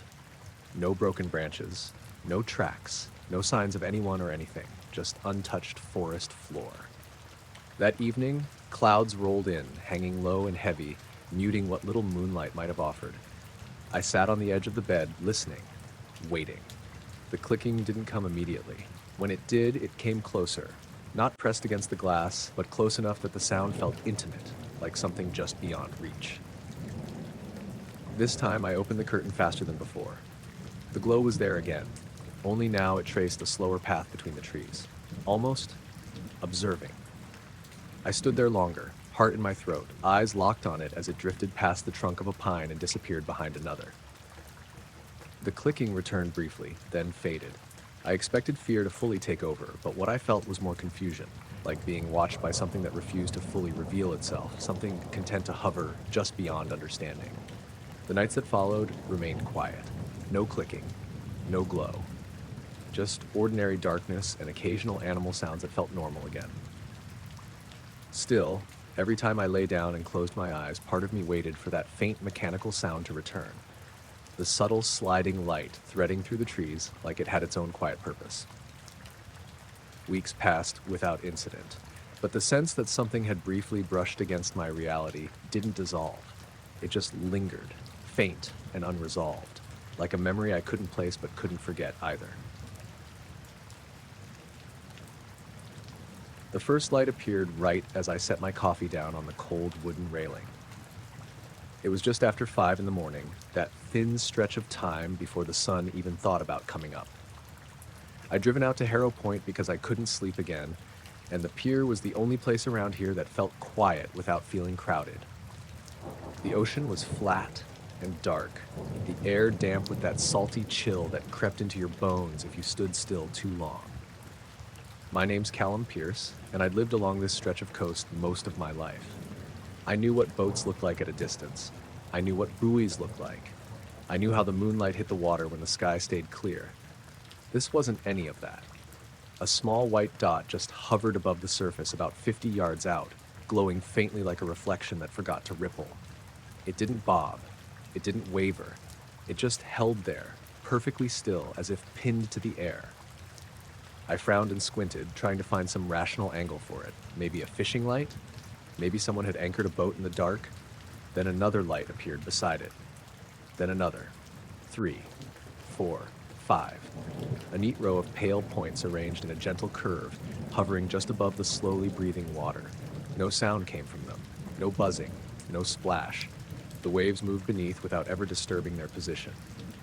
I set my mug down carefully and leaned forward, gripping the railing. "What are you?" I muttered, though my voice sounded strangely small against the open water. The fog hung low around the pier, thin enough to see through, but thick enough to blur the edges of everything. The lights glowed steady, almost calm. The longer I stared, the more wrong it felt that nothing else on the surface responded to them. A fishing boat should rock, should creak, should shift. These didn't. I glanced down the length of the pier behind me, half expecting to see someone else standing there staring too. But the boards stretched empty past the old bait shack, damp and dark, no movement except an occasional seagull settling. I looked back at the lights. They hadn't moved at all. My pulse quickened, not explosive panic, just awareness, like when you realize a stranger has been standing too close for too long.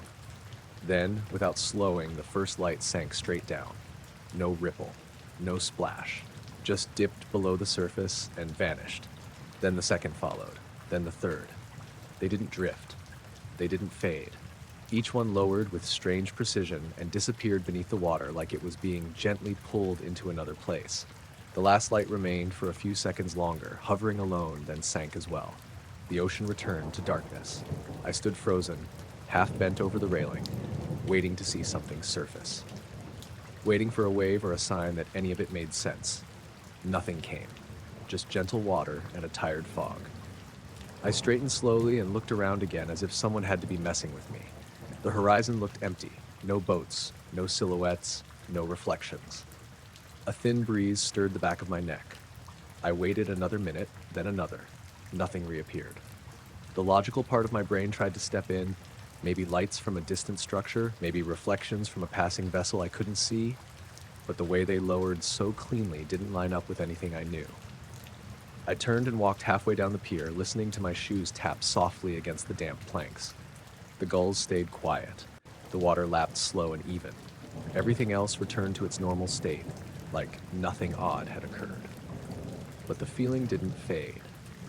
I kept glancing out across the same stretch of water, expecting the lights to break through again. They didn't. I let out a slow breath and told myself I'd imagined the sinking part, that maybe fatigue and fog had twisted perspective, that I just needed sleep. Still, I didn't feel brave enough to walk back toward the car right away.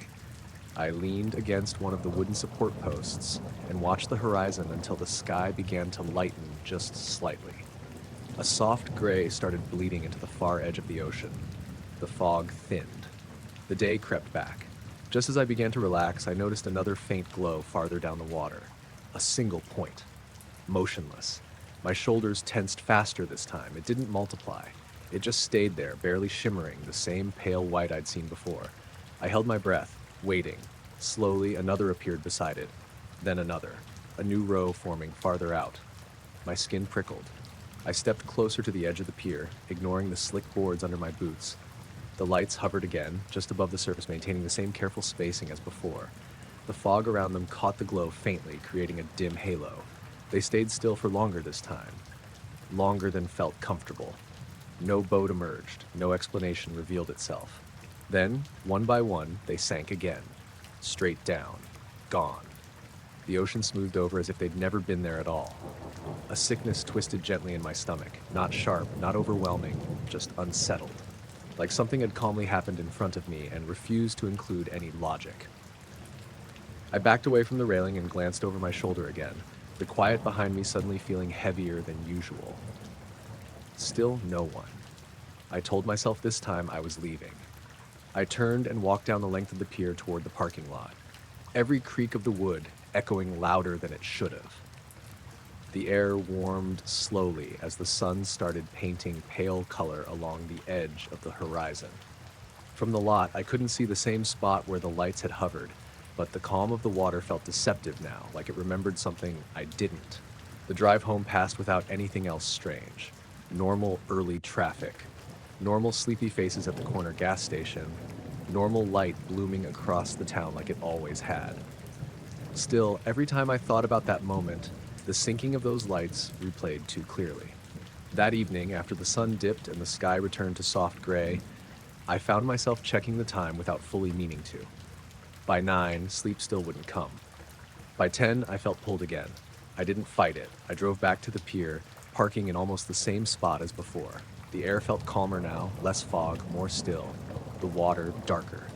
I walked out slowly, each step carrying more weight than before. The pier greeted me with the same hollow quiet. I reached the railing and stared across the black surface. No lights, just water.